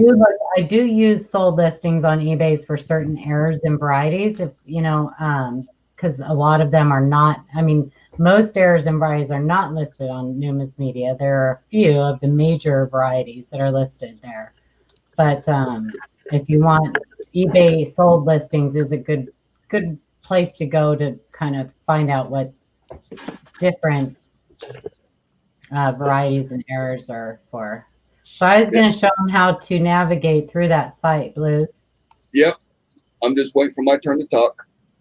Oh, go ahead. Numis Media, coinprices.org. This is what the front page looks like. And it's going to have everything categorized on what coin you're looking at. So if you just happen to be looking at, let's just go over here to Jefferson's. 1938 to current. Now, the first page that's come up, it's going to bring in the mid to high grades, MS61 to MS65.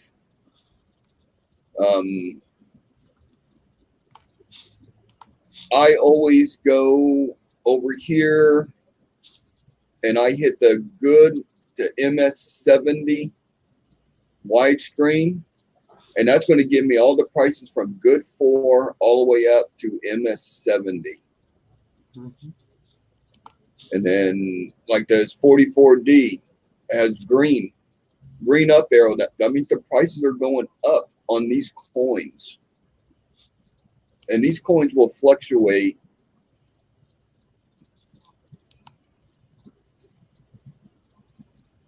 prices for green up arrows and red down arrows.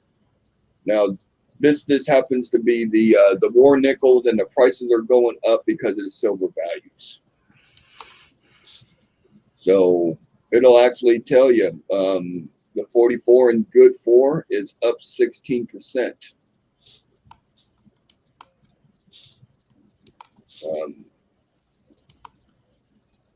Over here on the right hand side, 1940 AU55 is actually down 12%. So this is pretty good for fair market value. It'll give you a rough idea. I use this site constantly.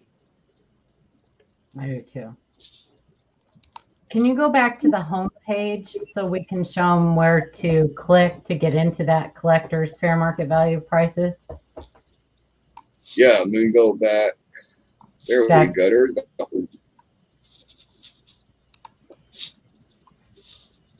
Yeah, you have to go all the way back. Yeah, that's the home page. No, when they first go on it, there'll be a page before that. Let me try that button. There you go. See up at the top left where it says online price guides. You'll want to click on that first one that says collector fair market value prices, because the other one's for dealer, and you have to like actually, I think, pay to subscribe to them or something to get those. But yeah, the rest is, I mean, it's super easy to navigate through. Go on there and play around and look at different stuff. At the very bottom, it's even got like prices of proof and mint sets and commemoratives and. Yep. Yeah, the other series, half cents, 2 cents, 20 cents.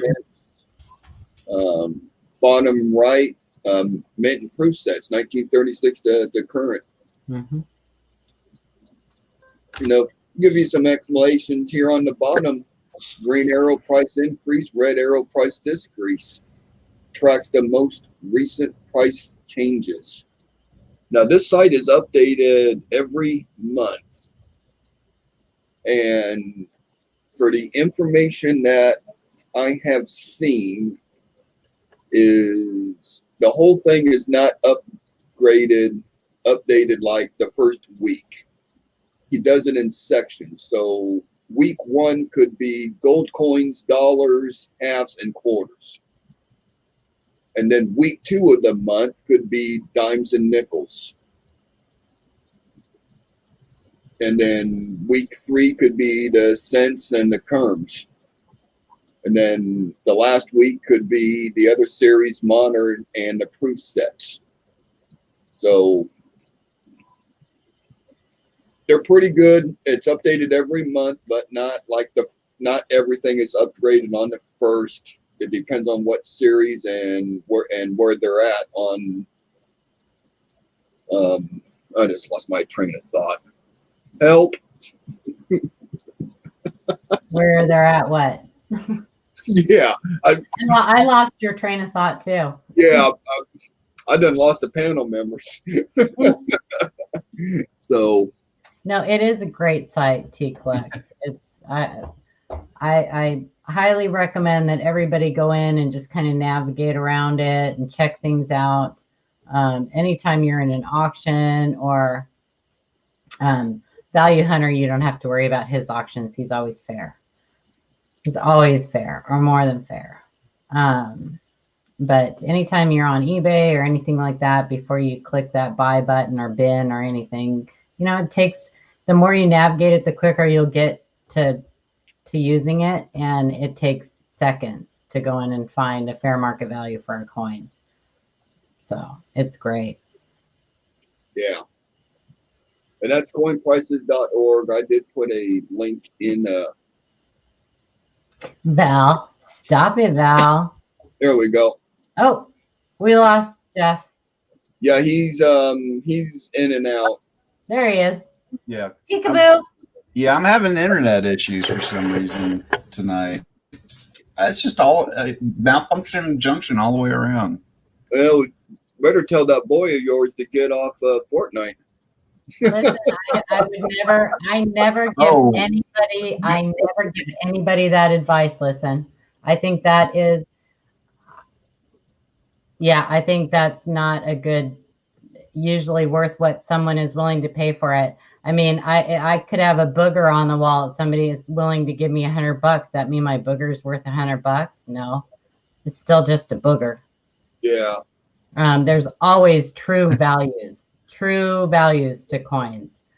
Just because somebody is willing, has a bunch of money and they're willing to just throw it all over the place, does not mean that is what that coin's value is.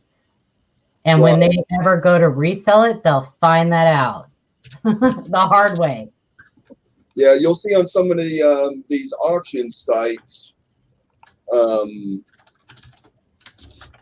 you'll see stuff go for high money, but these people have got money to throw around, and I think a lot of it is they are competing with their buddy that I'm going to buy it no matter what the cost is.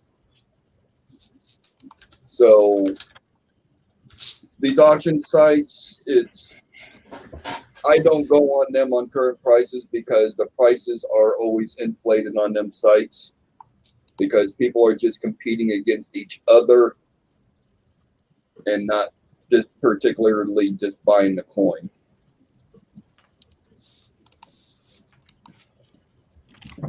I don't always disagree with you, Lesson, but if I don't agree with somebody, I'm not gonna blow smoke up their butt. I have no filter. People know that. If I don't agree, I'm going to say it, but I don't always disagree with you. There's been many times when I've agreed with you. But people also know, if they've been watching me long enough, that I absolutely hate that saying. I think that it was made up by coin dealers. I hate that saying. True, we are the people that dictate the market, but I don't think that just because somebody's willing to pay an exorbitant amount of money for a coin means that coin. I have seen MD machine doubling sell for hundreds of dollars. Does that mean that coin was worth hundreds of dollars? No, it just means that somebody paid way too much for something they didn't know anything about. Yeah. So that's just kind of my point. Somebody listed a coin as a doubled die, and it was machine doubling, and the person believed them. I know you say it on every show, and I always say, no, I don't. But somebody listed it as something it wasn't, and somebody went on there and got excited and bought it, without knowing what they were buying. And so it's unfortunate. It really is. And I'm super excited that Coin and Card Hobbyist is now doing a new series on bad eBay listings. So if you put up a coin on eBay, make sure it is what you say it is, because you may end up featured on her show next time. I think and good for her. I think we were all excited about that. I am so excited about that. I really am. I'm so excited about that. And she's backing it all up with some of the funnest streams we had was going through. Oh God, Ken. Oh my gosh. Yeah. Yeah, Ken had a good time doing that. Hey, Donna, how are you, honey? And John, if you're there. Yep. Ken had a good time. We had some great streams with Ken going through it today, and looking at some of that. That was fun. That was fun. I miss those days. Yep. You should be afraid. Be very afraid, Seamus. Well, you guys are, I mean, it's something that we have all done on the panel, probably repeatedly, message certain sellers on eBay when we see listings that are incorrect. But to be able to bring it to the forefront so that you guys can learn that these are actually people trying to, pull one over on you.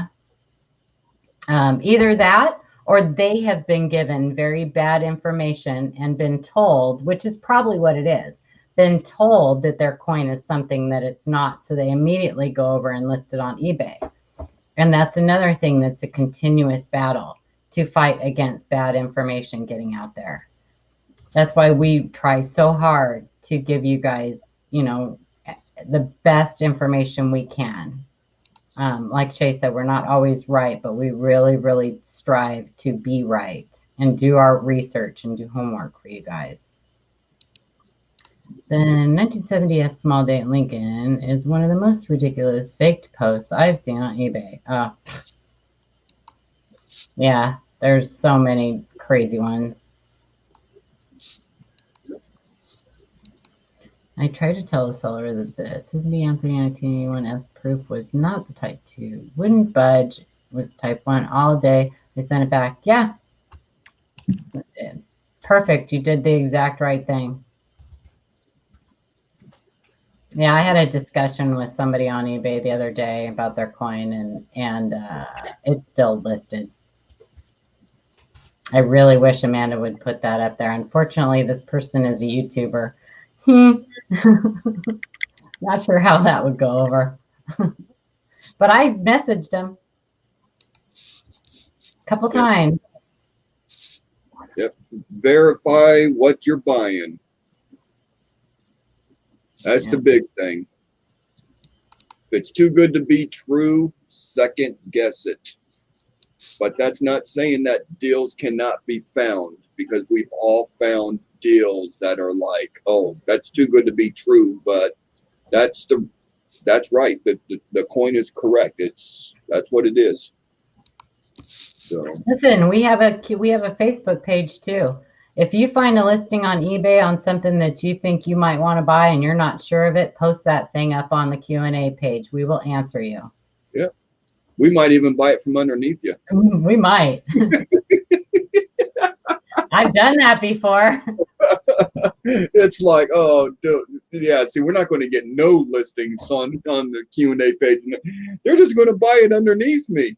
I bought a fantastic off-center die clash from somebody that posted it in Ken's chat one day, and I just went and Yep. I bought it. I think it was it listed? It might have been listed. It might have been listed that posted it in Ken's chat. Might have. Yeah, I might have, Hunter. It was. It was listed. I cannot confirm or deny that I have done that, but I'm pretty sure that I have not gone and bought a coin someone had a question about. I could pretty much honestly say that. No. Now, if it's still up there a couple days after the comments are made, then I'll jump on it. Yeah. Well, and I might say, if you don't buy it, let me know. But to my defense, Liston, you did say at the time, I don't have the money for this right now, but if anybody wants to go get it. So I went and got it. And now he wants to buy it from me. Nope. Sorry, it's staying where it's at. I know. It is permanently attached to me. I love that coin. Mm-hmm.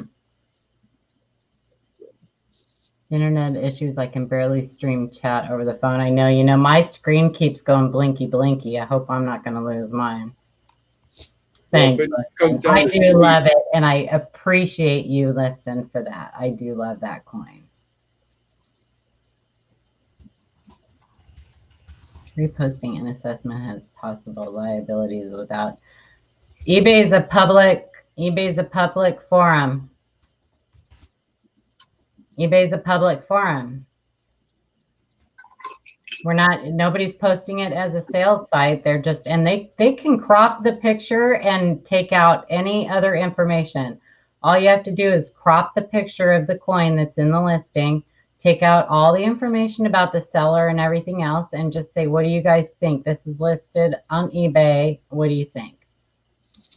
Yeah. There you go. Takes any issue away there. Yep. Just save the picture and then just post a picture. Is Stuart Pritchard in the chat? Has Stuart Pritchard showed up tonight at all? Yes, I believe I've seen Stuart in the chat. Are you in there still, Stuart? Because I can look at your coin. I got Stuart Pritchard sent me that coin to look at. There he is. Do you want me to show your coin, Stuart? I took some nice pictures for you too, so I'm going to get it back to you in the mail. I took it out of the cardboard flip. So do you want me to put it back in a cardboard flip? Or do you want me to send your cardboard flip back with it in this? You probably don't want me around Staples. I'll just tell you that right now. Yeah, I was just going to say, don't give Paula cardboard flips and Staples. Yeah. Okay, wow, that's moving. Go to my microscope. See. All right, I'm going to put you big, Paula. Okay.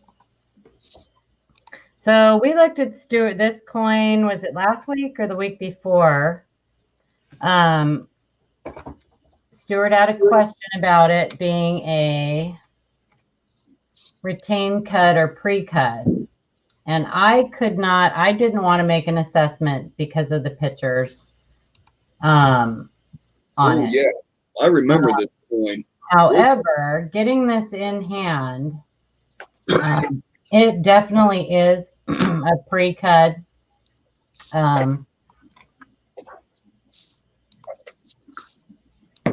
just wanted to verify that it wasn't some doo-doo or anything on the coin. I did not find a match on Cuds on Coins for this. So I did message Stuart and told him to send the pictures in and get it listed on there. I can tell you that I did find a couple 1935s. And I believe that those were because what I did was I went and looked for, let me change my view here for a second. Sorry, Jeff came back. I added them. No, that's okay. Oh, that's the one from last week. Okay, yeah. Excellent. Great. So I actually did go on Cuds on Coins because I thought, I can't find a listing for the pre-cut or retained cut on Cuds on Coins. Let me go in and see if I can find a full cud that matches, because obviously at some point either they took that die out of service or it turned into a complete cut. It fell away. That piece completely fell away. I was kind of hoping I would find a cud that matched where it completely fell away. I did find one on a 35 that could possibly be a match. My thinking on that was that maybe they used the same reverse dies on those 35s and just reused them on the 36s. But regardless, you didn't get the message. Okay, I sent it to you on Messenger. So, but I will be emailing you anyway with the pictures that I took. I'm going to take 2 more. I'm going to take a good full obverse picture and a good full reverse picture. And then if you want to just use those pictures to send them to Jason and see if you can get that listed on there. So congratulations, and thanks for letting me do that.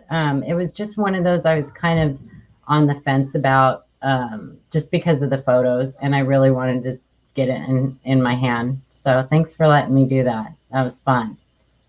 Hey, And I also went around and checked it for any doubling, but there wasn't anything. hey, Paula, does that little note say fried spam on it? It does. Fried spam. That's for Paul Hampton. I love spam. Fried spam. You know what spam stands for, right? Delicious. Stuff posing as meat. I'm okay with that. I like spam too. Fried spam and eggs. Heck yeah. I've eaten hot dogs for years, and I have no idea what's inside those suckers. Yeah, don't watch the video on how hot dogs are made. You'll never eat another hot dog again. I know exactly what's in them. When I was in college, I lived across the street from the meat packing plant. I got no problem with it, man. Throw in all those yummy, delicious extras. Whatever gives it, it's just deliciousness. I don't care. I ain't never had a chicken beak stuck in my teeth, so I'm all right. You definitely knew it when it was pork day. Poor day. All right. Shay's got the eBay listing from Coin and Card Hobbyist. Weirdest looking nickel I've ever seen. Hello, Q&A panel. I was browsing eBay last night, looking in the US coin category. I came across this listing, which is listed as the denomination being 5 cents. I usually consider myself to be fairly knowledgeable, but I've never seen a nickel that looked like this. I was wondering if it was some kind of error or a different variety that I've never seen before. What could it be? That whole statement is just loaded. It's loaded. Okay.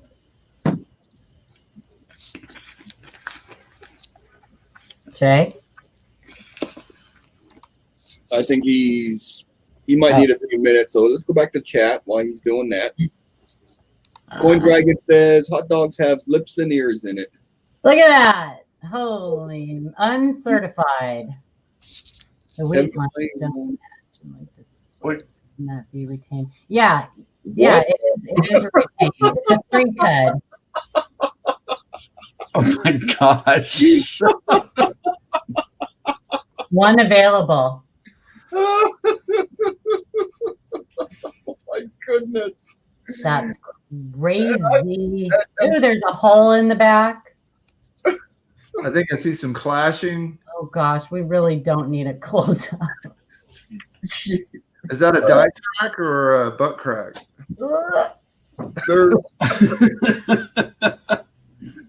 I am seeing some folds in it, so it might be a Fold over. It's got tons of circulation wear. Yeah. Oh my gosh.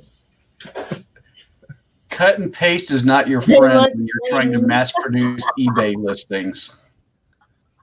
Oh my goodness. It looked cleaned. It's a blowhole. One available, and next will be next month. Next available will be next month. Vice job. Oh Lord. Yeah. Oh, I'm sweating.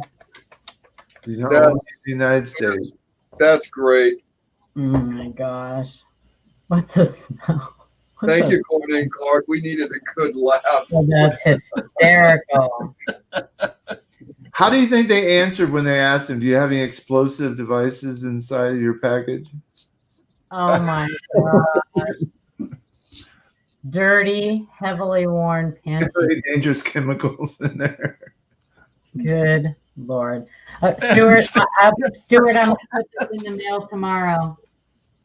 I think I kept your address. I mean, if that doesn't tell you that any people will sell anything to make a buck on eBay, watch out. Right? So if somebody paid $100 for those underwear, would that be their value? Yeah. Yeah. Does that mean they're worth $100? Somebody somewhere might just do it. Oh, you know, there's some sicko out there that likes to. Anyway, yeah. Somehow I missed those on the gray sheet. Little wood grain. Where did I put that flip? That's around here No somewhere. laminations on this. That's just terrible. Yeah, that's Sick and wrong. Sick and wrong, I tell you. yeah. If you ever want to have a good time, just do random searches on eBay. You'll get a good laugh. Well, I have never in my life seen that. Like, whatever. Oh, I've never seen them for sale before. that's horrible. Oh my goodness. Was there a best offer? Or best offer. Ay, ay, ay.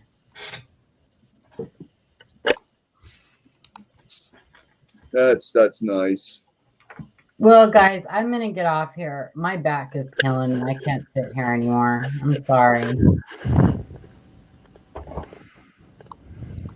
All right, Paula. All right, you guys. Everybody have a great night. Thank you so much for coming. We'll see you, Paula. All right. Love your faces. Enjoy, you guys. Have fun.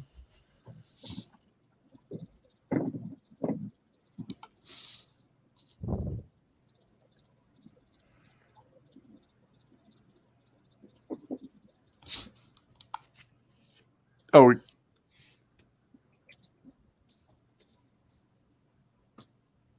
Silence.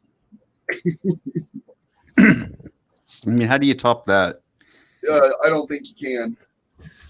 Maybe. No, I'm not even going to say it. This is a live stream. All right. Do we have another one to show, or? Yeah, I was able to load up about 20 while y'all were. Oh, wow. Okay. Yep. All right, let's go for it. I'll read the next one from Shannon Smith, 1959 Lincoln Cent. Help anyone? Does this 1959 Lincoln Cent have a DDR? It is difficult for me to figure out, but it looks to me like it has striations on a lot of the letters on the reverse. Hopefully these pictures are good enough. It's hard to see without the microscope, except for on most of the E letters, especially cent. When you look at the full reverse picture, let me know what you think. As I'm praying hard, I got a full original bank wrapped roll of this year, and most of them look like this. If it is MD, I will be sad, but those are the breaks. Thank you all for your help. Hope the Q&A stream goes well. Very nice. Let's see what we're looking at here. It's mentioning all the E's.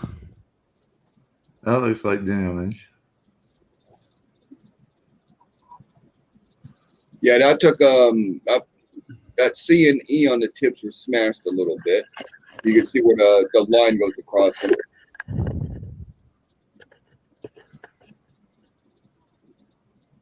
Yeah, it looks like MD to me.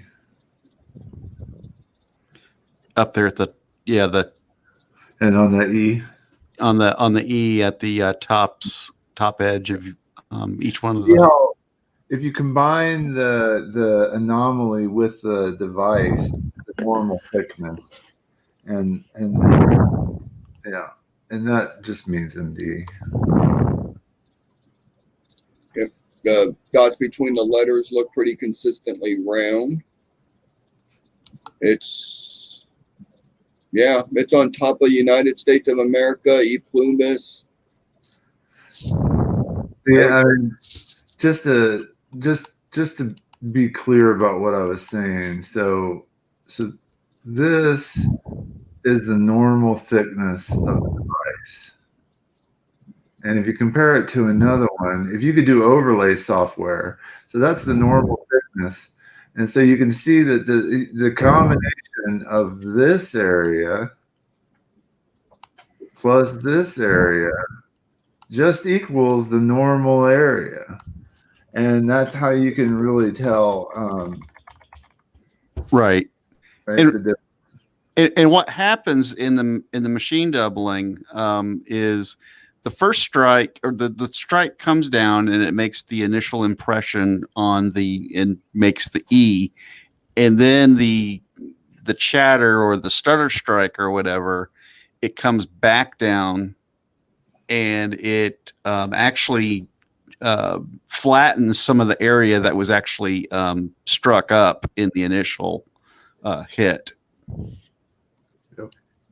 And so you wind up actually taking away from the thickness and actually it's what kind of gives it that shelf-like appearance. Right. Same down here. This is normal size.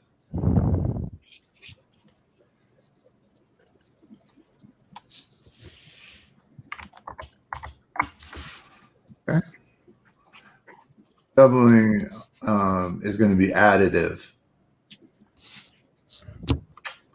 All right. Well, keep on searching, Shannon.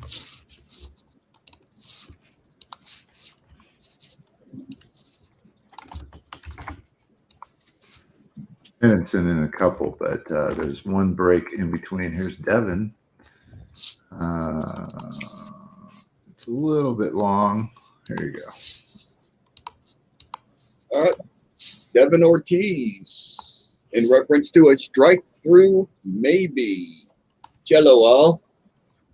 Haven't had a lot of time to coin this week. Instead, I get to be a teacher at the elementary school age children. Well, very nice. Anyhow, I have found a few die cracks this week, but not much more than that. I found this quarter just now, and I see this crack in the Washington skull. It looks too deep to me to be too deep from taking a hit, so I figured I'd get a second opinion. I was wondering if maybe it's a strike through string or something. It's pretty small, so maybe not. Possible a lamination crack. I don't know. I like that. I got a kick out of that. And I've been spending a lot of time trying to perfect my photo taking, which is an art form by itself. I got a cheap tripod stolen from my daughter. Very cool. Thanks for putting that. That's your fee. Nothing wrong with that. Nothing wrong with that. For coins, as long as it's for coins. Yeah, I'm ad-libbing. And I find out if I connect my scope to my PC, it takes much better pictures than having it connected to my phone, like I've been doing. So I know these pics still ain't great, but I'm working on it. So hope at the least better. Anyway, thank you. And Devin, that's that element. Devin? Mm-hmm. Or Devin.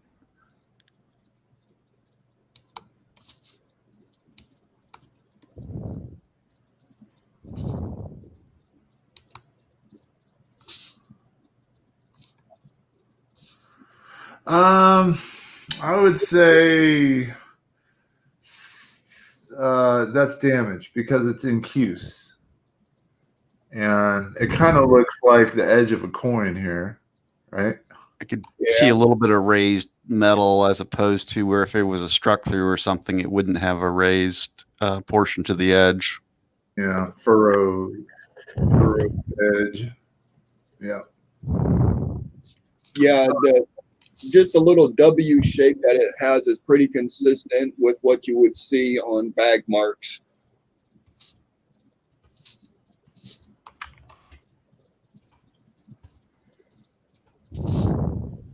But Cool. All right. Well, keep on searching, David.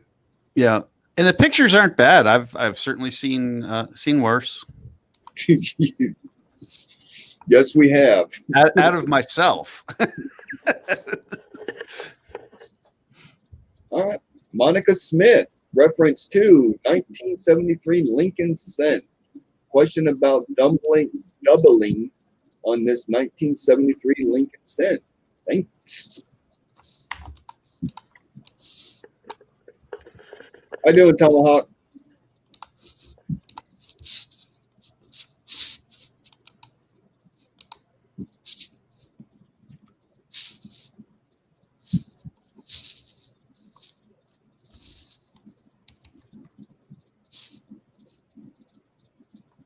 Okay. Oh, you got the extra pictures that she sent in. Great.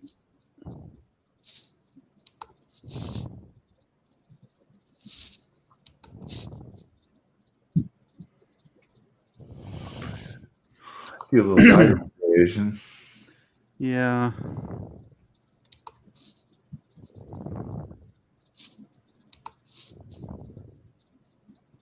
I don't see any doubling.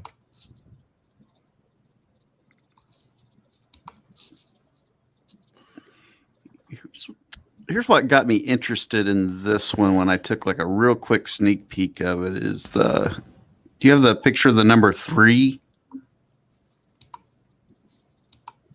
Let me see.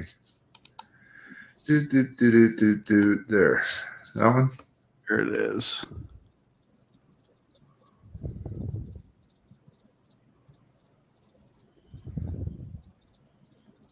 Does that look split to you all?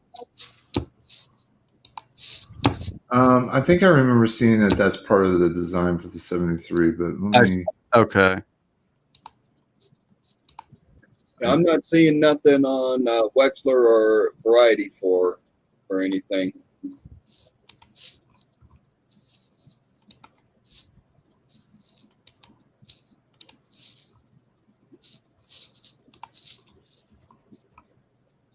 Yeah, that's just well, man, that E and that 3 are kind of interesting. It's kind of throwing me off a little bit. Light spread and extra thickness, in God we trust, liberty and date. DDO2. Let me look here. Coin Dragon says it's master die thingy, Yeah. and Value Hunter says pig nose in the 3. E, I find. That E shows extra thickness in it. That's throwing me. Yeah. And yeah. That's why I thought it was worth getting her to take a few extra shots of some of the pickup points. They do not look like they were matching what I was hoping that they would match.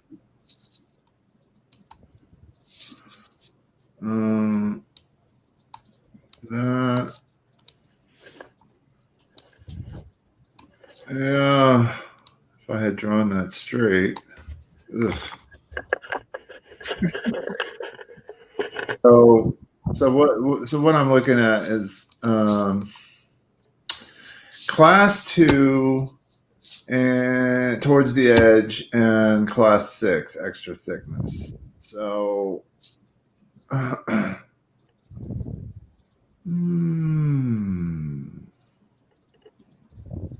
Seema said he just did a couple rolls of 73s, and the E and Liberty looks like that on all of them. yeah. Okay. Yeah. I think though what you want to see is on the 9, and you'd want to see kind of a little bit extra thickness on this here than what we see. But I don't know. I'll have to look at this some more. But yeah, what they're talking about is this little shape right here, and that is on, I think, all of them, a lot of them. I don't know if we're going to be able to tell.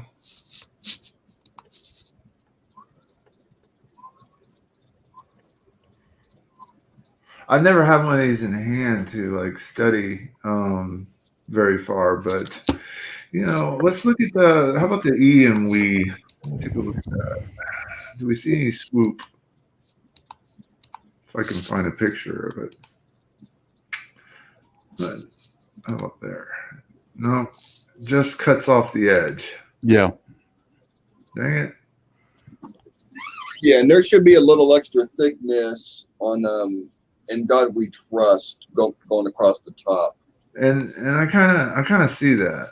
I mean, that's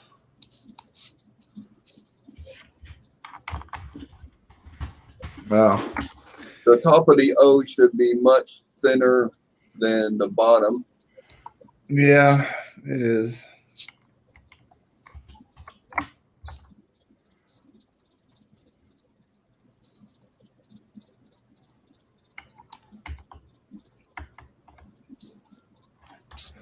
Unconfirmed. Yeah, I wouldn't let go of this one just yet. I'd want to like look at some other listings, pick up some of the markers, look at some of the die scratches that are mentioned as markers. See if you can make heads or tails to see if you can pick up on any of those.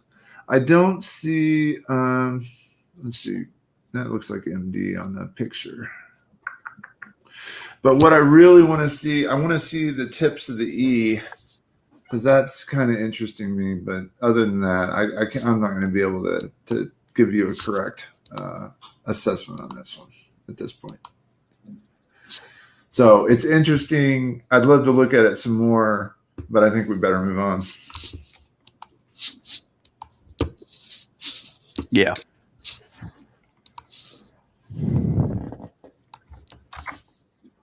Next victim.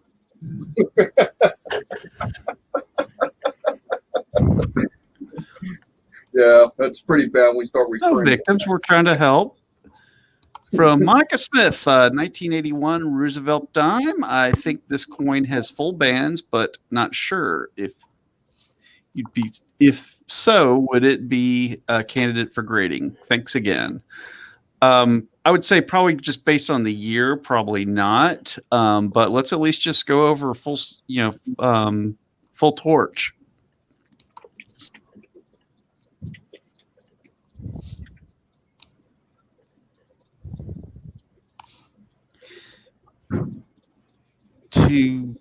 To me, it looks a little weak. You should have a very well-defined channel on both of those horizontal bands going across the torch, and I'm just not seeing it from end to end, especially in the center there.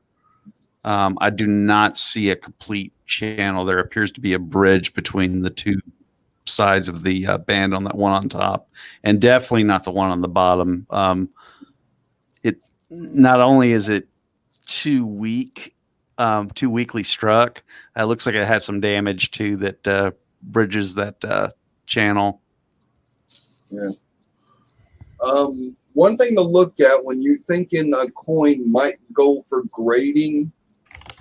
I've never sent a coin in for grading because I could actually buy them cheaper on a third-party auction site that's on the interweb. I just happened to look up this coin, and you could actually buy one MS66 full bands for $12. It's going to cost you $40 to grade it. Oh yeah. So just keep that in mind. Always look at the third-party auction site and compare the price of grading a coin to what you could actually buy one already graded. And do remember the costs that go into it. Just because they quote a fee of $22 for the grading fee, there's more that goes into it. There's an add-on if it's a variety and you want them to do the research and attribute it. There's also the shipping cost that it costs for you to ship the coin to them, and then there's a shipping and handling charge for them to ship it back. The handling is like $10 and the shipping is just, whatever. So there's a lot of add-ons that you don't think about. It's a little bit like buying a car when you go and you sit in that chair in the finance office and they start stacking the tax and all that stuff on there.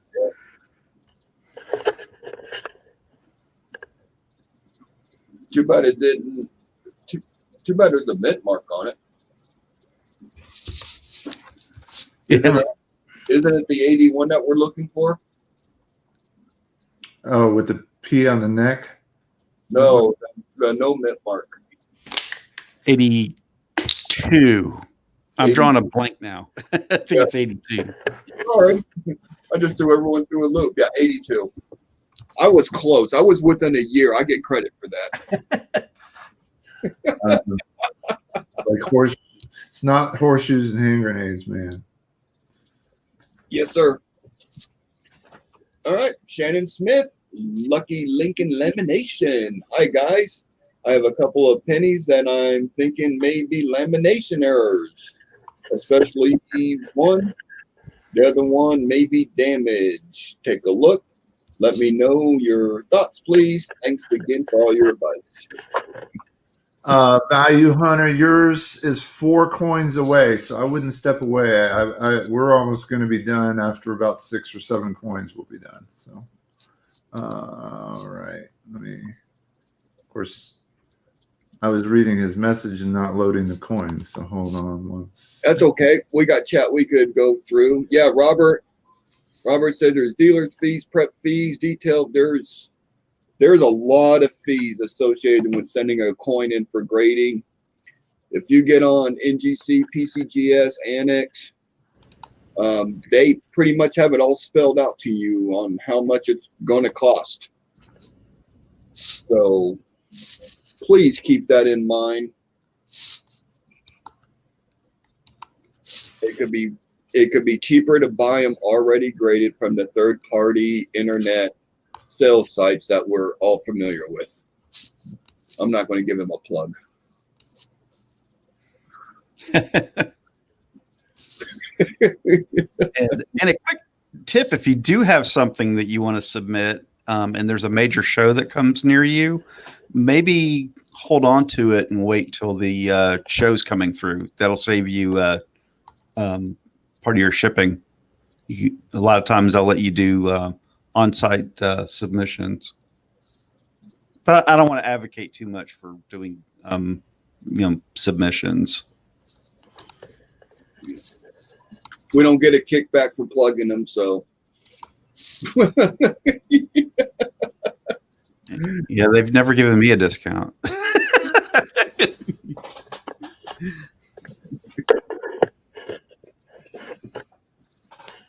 yes, Wanda, after COVID's over, the shows will start picking back next year.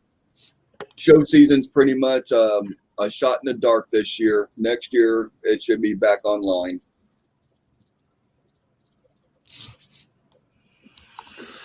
All right. So there's like 2 of the pictures that are crashing my computer. So hold on a second. No problem. Let's see. Robert says I've never sent one in either, but I haven't started going through my 1,000+ OBW rolls. Yeah. Good luck with that. All right, that makes 3 images are crashing it. And just so you all know, when you see these coins that are graded that you could buy for $10, $12, and you're looking at, well, that's a $40 grading fee. These companies are sending thousands of these coins in.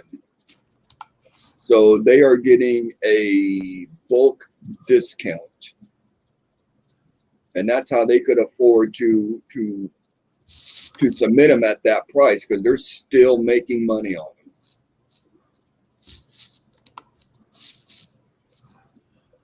them. Oh.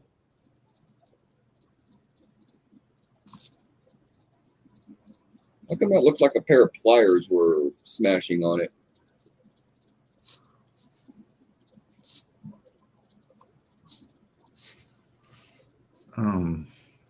Obliterated design, damage to the rim.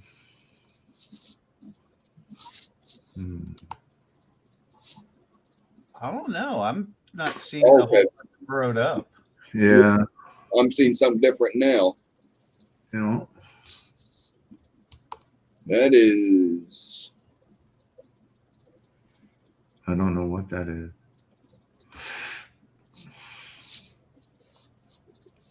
Yeah.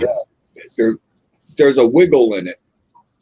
Looks like something's been working this.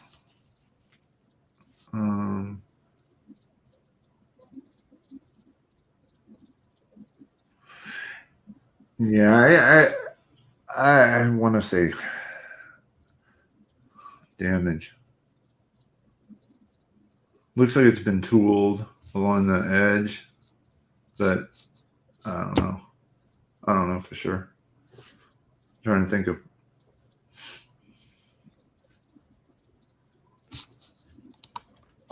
My first thought is damage too. Do you think differently, Jeff? I'm trying to ascertain. It looks like some of the copper foil is lying, like it rotted from the inside out.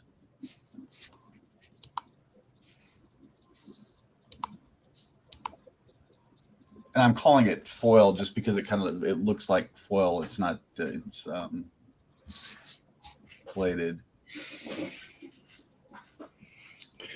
I'm gonna go with damage.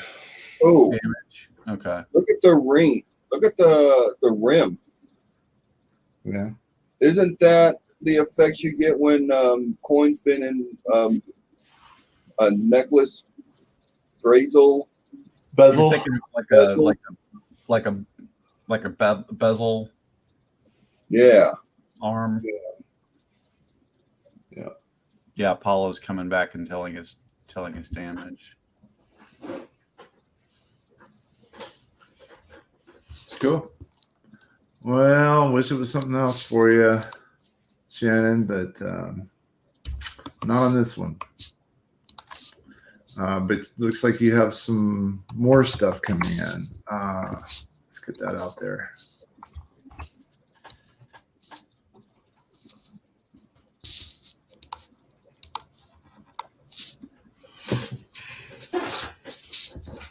Shannon Smith, 2000 D quarter panel. Is this a feeder finger frenzy? The coin is nice besides what you see here. I'm thinking this one may be one of the first eBay sales. If that is what this is, let me know your thoughts.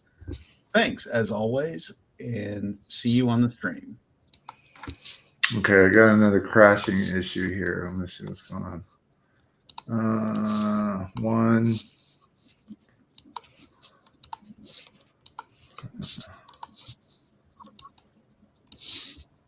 2,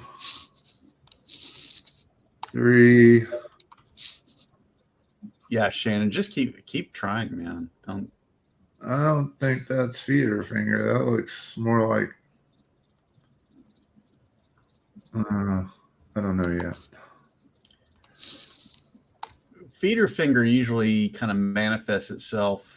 This looks more like parallel, a group of parallel lines, or it might just be one or two that are really they're die gouges. They are going to be raised, and they'll appear to go either behind a device or they'll go behind some devices and over other devices. It just depends on how deep the whatever it was that actually, if how deep the feeder finger was able to scratch. I wish I could show the other picture, but I mean this right here. This I think is a lamb, don't you? My first impression is a lamb. It looks more like lamination to me.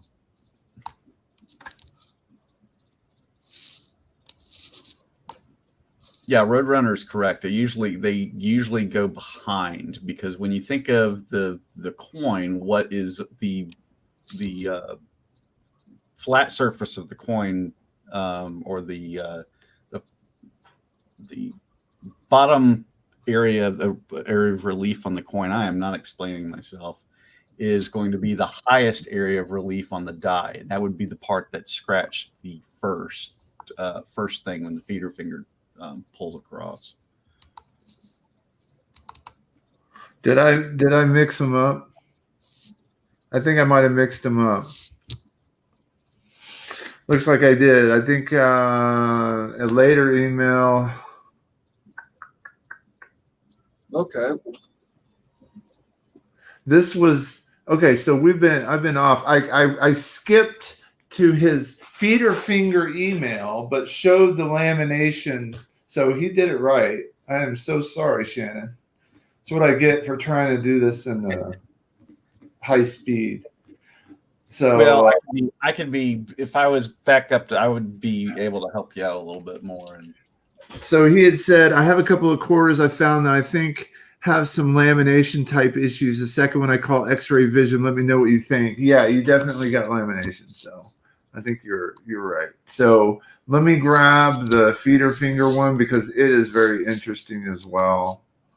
That was a very cool example. Sorry, I got it mixed up.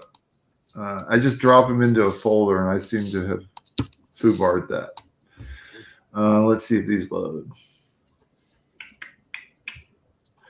And bye-bye. All right, hold on. I don't know what about your pictures is causing my system to crash over and over. Can't figure it out. Why is that? Your pictures don't usually do that. All right, I'll drop them in one at a time until that's crazy. I don't think that's feeder fingers.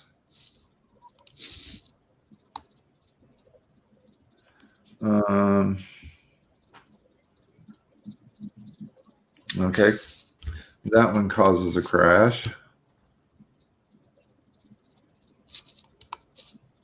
Let's see if this one causes a crash.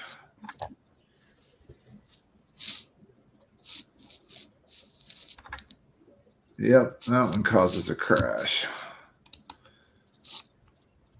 I wonder why. My system doesn't usually crash, man. I don't know what's up.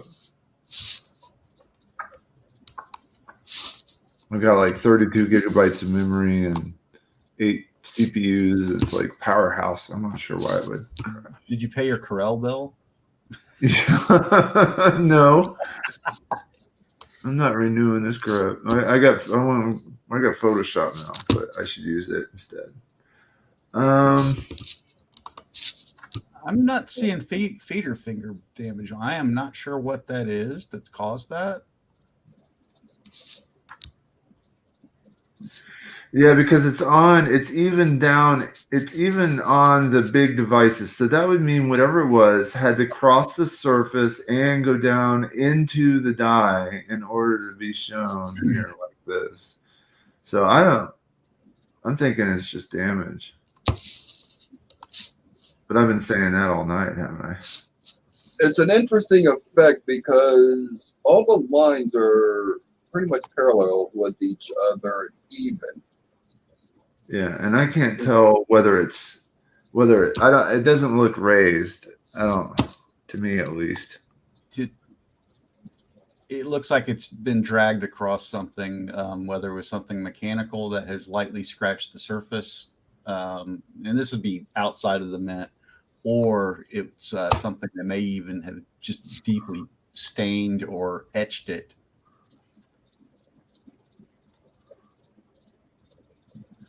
That's bananas. But I'm pretty sure that this happened in circulation somewhere. Somebody did something to it.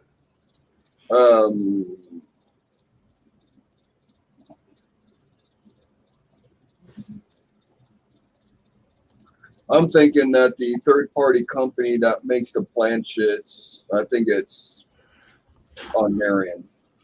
You think it's a planchet flaw? I don't think it's a planchet. Well, when they're rolling them out, like Jeff said, it could have been scraped and gave it. No, but when it got minted, when it got punched, it would have obliterated all that flat. Oh, yeah, that's right. Yeah, it would have. You may have had a little bit left in the field, but I would think they wouldn't be. I wouldn't think they would be the same strength or whatever like we're seeing on the raised devices. I think there would be some. Yeah. When they struck up, it would stretch those lines out. Yeah, I think that's right. I stand corrected. Misguided youth again, damage. Oh, good. Look, Paul is agreeing. Yeah. Underwear environmental damage.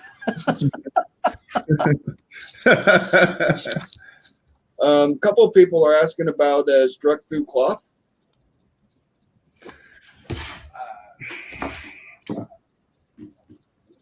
I mean, that's a big piece of cloth stuck in there, and I don't think so because I think usually you've got extreme weakness even through when it's struck through cloth. There will be weakness in the strike of the coin, and you can see right there. You can see all of the Washington's hairlines. You can see it's a full detail coin. Yep. Put it in the flip, mark it, hold on to it. Hey, Shannon, I just this last week I showed off 2 rolls of what I call angry coins. That's coins like destroyed by people in circulation just because. I find it interesting all the clever ways people destroy coins. So, hey, if that floats your boat, I like having a little roll of them. It only cost me 50 cents a piece, and so I got $10 worth of garbage, but I've got examples. Kind of cool. I'll show you my coins I made when I messed around in Metal Shop. Yeah, exactly. Carved my name into them. All right, Value Hunter's up next. Let's do his so he can go do his thing because he's been waiting very patiently. Yeah. And on that note, I think after we get done with Value Hunter, we've been doing this for 2.5 hours. It's after 10. I think it might be a good ending coin for the night.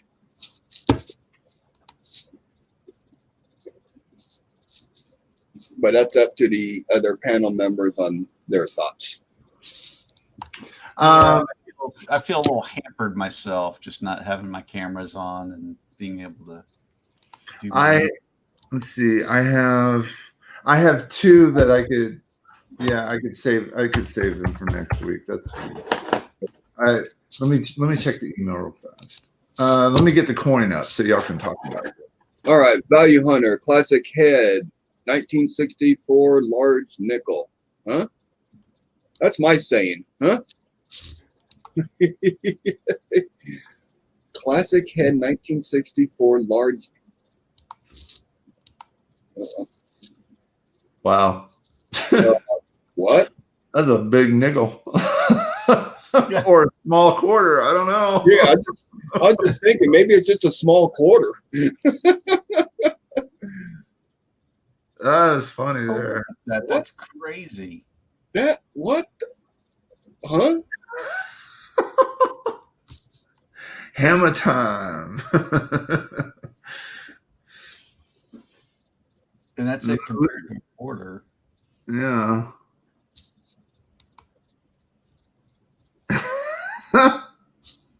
Am I seeing that right? Are the devices enlarged?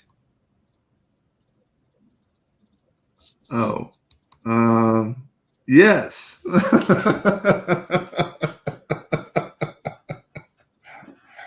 Is it a tricky nickel? How do you even do that?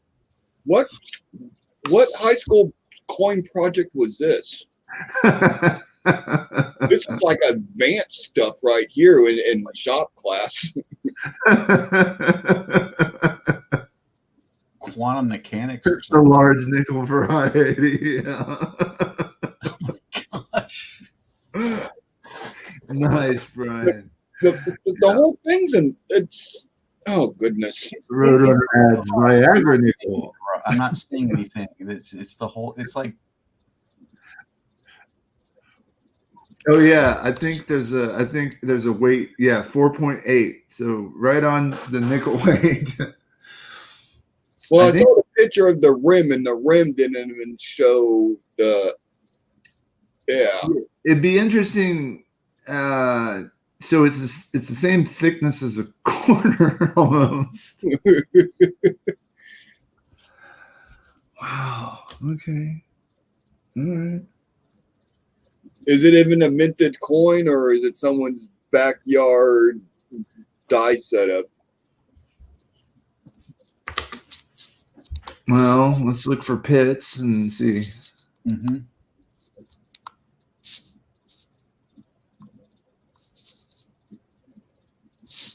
That rim is smashed up against the letters all the way around.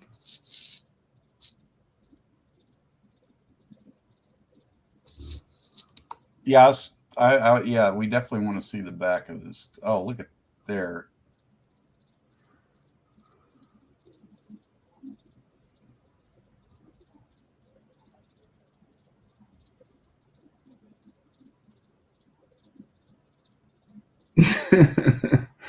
All right. Where's the reverse so I can show Paula? There is no. That's as close as I get to a reverse, I think. Yeah, but I see. I mean, it's got a design on the back. It looks. Yeah, it like looks like. Yeah.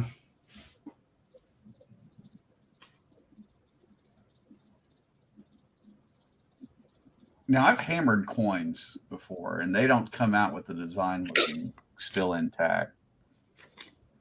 Even with like a blanket over it or something. Mount Vernon's probably on the reverse.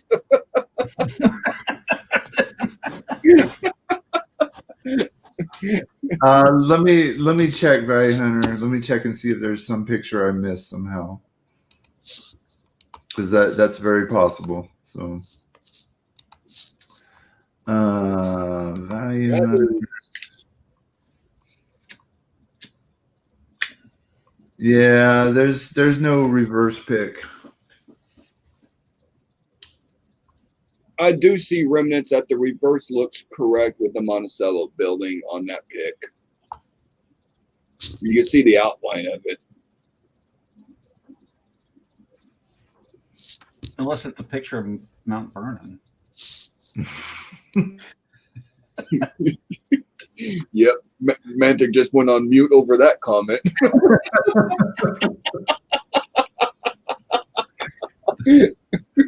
It's like, oh no, mute. Jefferson Nickel with the reverse of George Washington's house. The edges are definitely flattened. All right, he sent a picture of the reverse, so we'll get it here in a second, I think. And by the way, the coin that he's using for comparison is beautiful. I love the toning on that. Yeah, he said he took that one out of a Monticello wrapper. Roadrunner, part of a magic coin, question mark. Flawed finder, maybe in a roller press for making jewelry. There's a reverse. Okay, now maybe that's a possibility, like a roller press that they were able to run it through and still somehow come out with and still keep it round. Yeah, because it looks like you have a little bit of a push outward, like oblong in the direction that it was rolled, like it was rolled north-south and it was rolled sort of northeast, southwest. It might have been rolled several times, and then there was because you could look along the edge. It looks like they were patient and gentle with it. By the way, good. I don't know. I like that explanation. Yeah, that's a good one, Flawed Finder. Right out of nowhere. Yeah, that's a good one.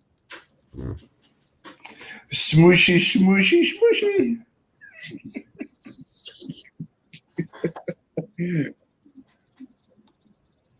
Another ingenious person with too much time on hands. Yeah. Now I want to figure out how they did it. Do about 50 of them and throw them in a quarter roll. Well, I want to do the whole series. I want to do a dime, penny, nickel, quarter, $50, and just see what I get. Paula kind of threw out maybe it was struck without a collar. Yeah, but the devices are enlarged as well. The devices are stretched out. Yeah, you would have you would have the device would be, the center device would be the normal size, and then the outer edges would be expanded. Yeah. Put it in a flip and mark it. We'll get back to you. A quarter flip.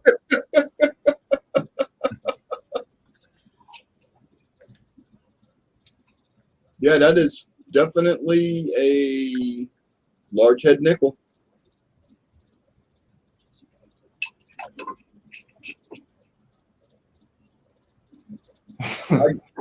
I got nothing but what you guys are saying, and I'm just agreeing with you and repeating it. All right. Well, we can either finish off the night with the last two emails that came in, or we could just call it there. You want to do two more? If you got two more ready to go, we can knock those out. Okay. Yes, I do. And from Adam C. I'll let you read this one while I get it. And there's Cindy. Wait a minute. Did you say SJ? Yep. SJ and Cindelicious. Wow. SJ, hi. Cindelicious, hello.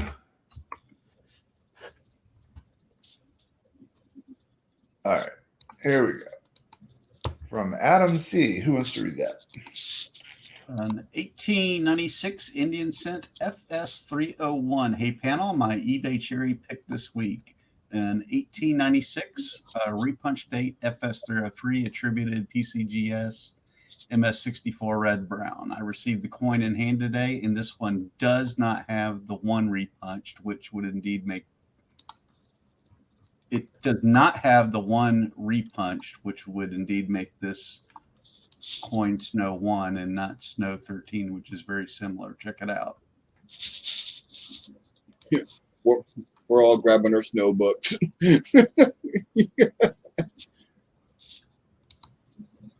Woo, pretty. Yeah, it is.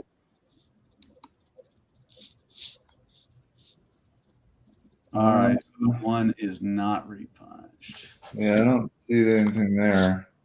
Oh, I see something there. Yeah. That's a wide repunch on that.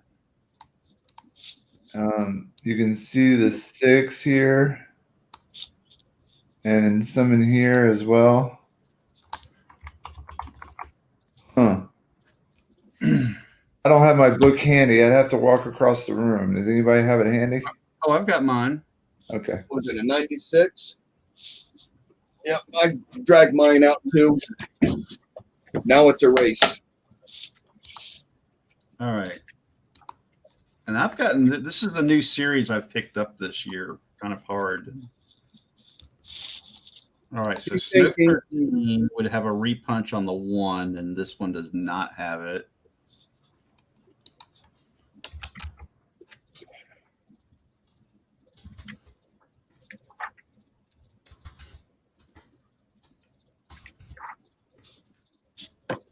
And Snow 1 just has the 6 like that. So that looks like a Snow 1. Do we have a picture of the reverse? I'm gonna some of the pickup points that Richard Snow uses in the book is to match these up are the points of the shield. He'll note whether they are touching the denticles or not. It is not. And these are not. Okay. Shield points and olive leaf are away from the denticles. Okay, so those are away from the denticles. That matches 1. And then there's an olive leaf down there about 830 that will commonly touch the denticles, and it should not be for this to be a Snow 1. Ooh. That's close.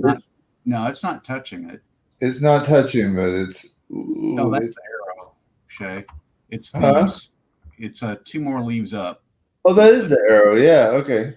That's the rear of the arrow. Oh, one, not that one. The next one.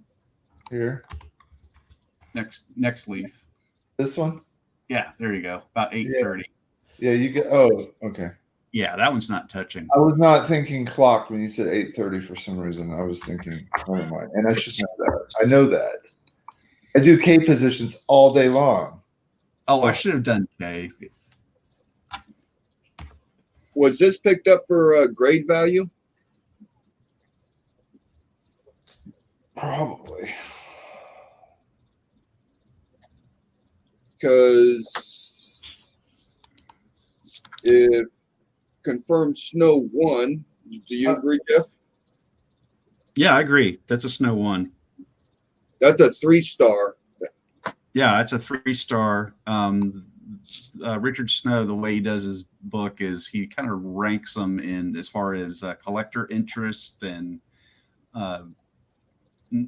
not rarity or anything. It's more to do with collector interest, and there's a lot of interest in this one. Certainly, with it being a cherry picker, that always adds an extra star onto it. So yeah, it's a 3-star. 3 stars. Yeah, way to go! Way to go! Very nice. Yeah, that is. Yeah, that's a beautiful cherry pick there. It's an awesome pick. Congratulations. I don't know how I missed it. Might have been out 2 weeks. I was not doing anything on the computer. I'm playing low. I need to sell some stuff. See what happens when you step away from the computer, Blues? Yeah. All right. Let's do our last one.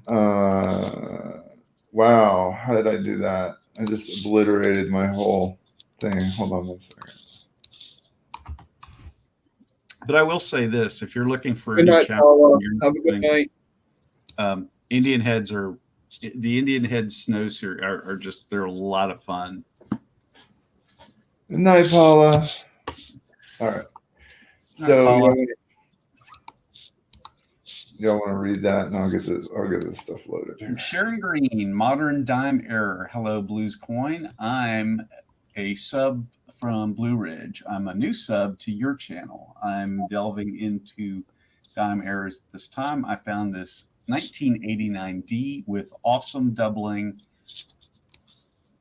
on the reverse. So I think that's what so much that I can't call it. I wonder if you'd take a look. I think it's die deterioration, but I'm not sure. And that would cause the doubling on the motto in Dayton, USA. Thank you. See you on the tube. Welcome. Well, first of all, welcome to my channel, and that's always appreciated. And the other thing is, I think that's the first one that's ever been addressed to me on the email. So you said your name. You said my name. Thanks, Cindy. I'll say so. 89D dime possible doubling. And he came over from Blue Ridge. Yay. Please say my name. Hi, SJ.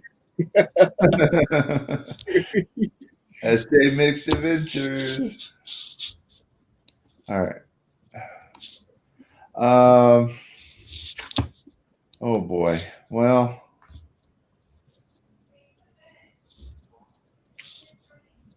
I'm gonna say we're not gonna be able to tell whether this thing has anything going on because of the circulation where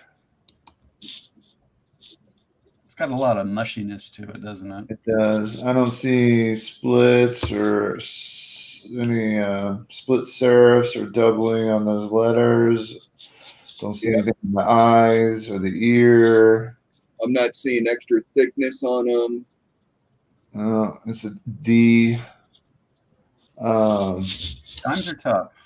Yeah. Oh boy.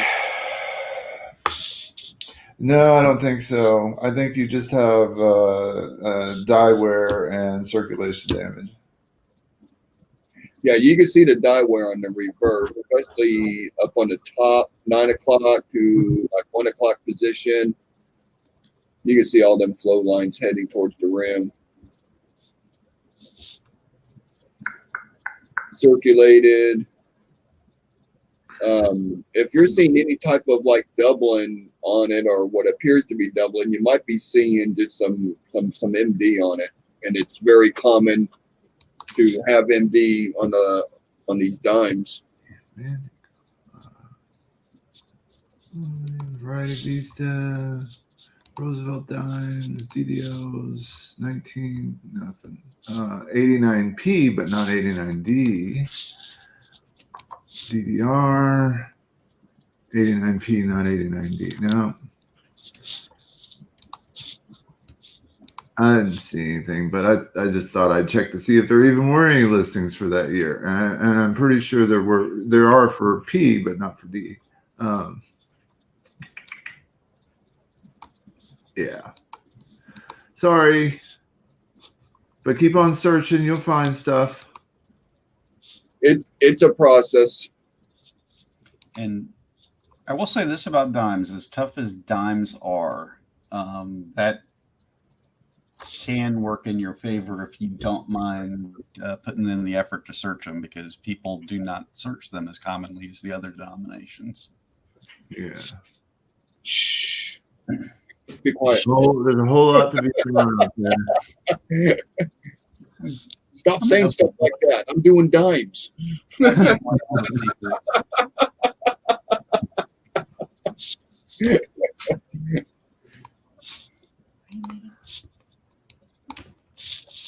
There we are. Everybody but me, but hopefully I'll have my camera back next week. Oh, yeah, next week. Have we discussed who's hosting next week?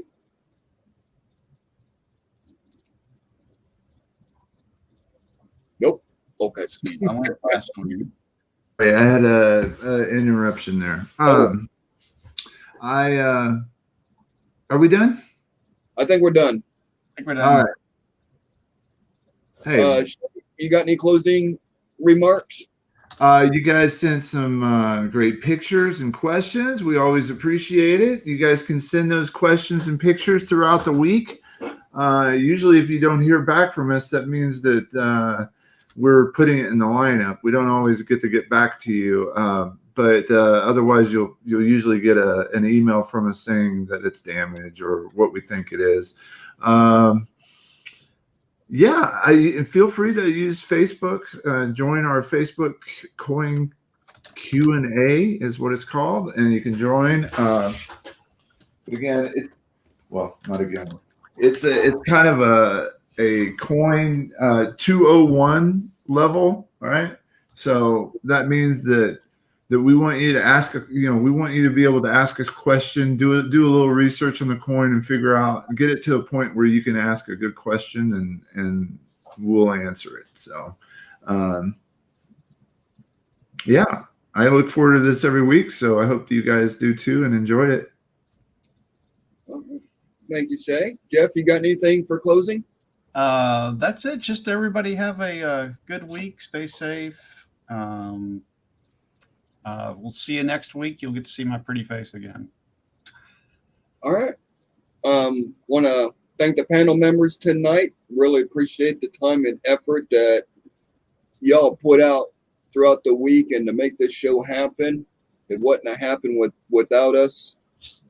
And everyone that submitted coins to the Coin Q&A and to the Facebook page, that's a big help, because without those submissions, we wouldn't even have points to talk about. Everyone in chat, thank you very much. Always good to see you out here. Make sure you subscribe to everyone's channels. I got listing below my video. You can find everybody. Next week we might get Chris Rhodes back.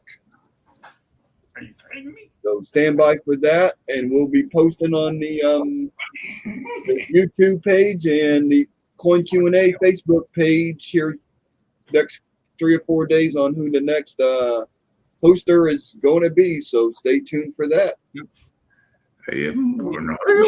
We should have Blue Ridge back next week as well. Yep. Oh, that's right. Yeah, he took the night off, and yeah, we'll probably have a full crew. We might be fighting for spots next week. Yeah. Oreo. I am Cornelio. I see nothing. All right, y'all.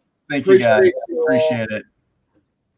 Y'all have a good night. We'll Thanks see for you. letting us entertain you for a couple hours.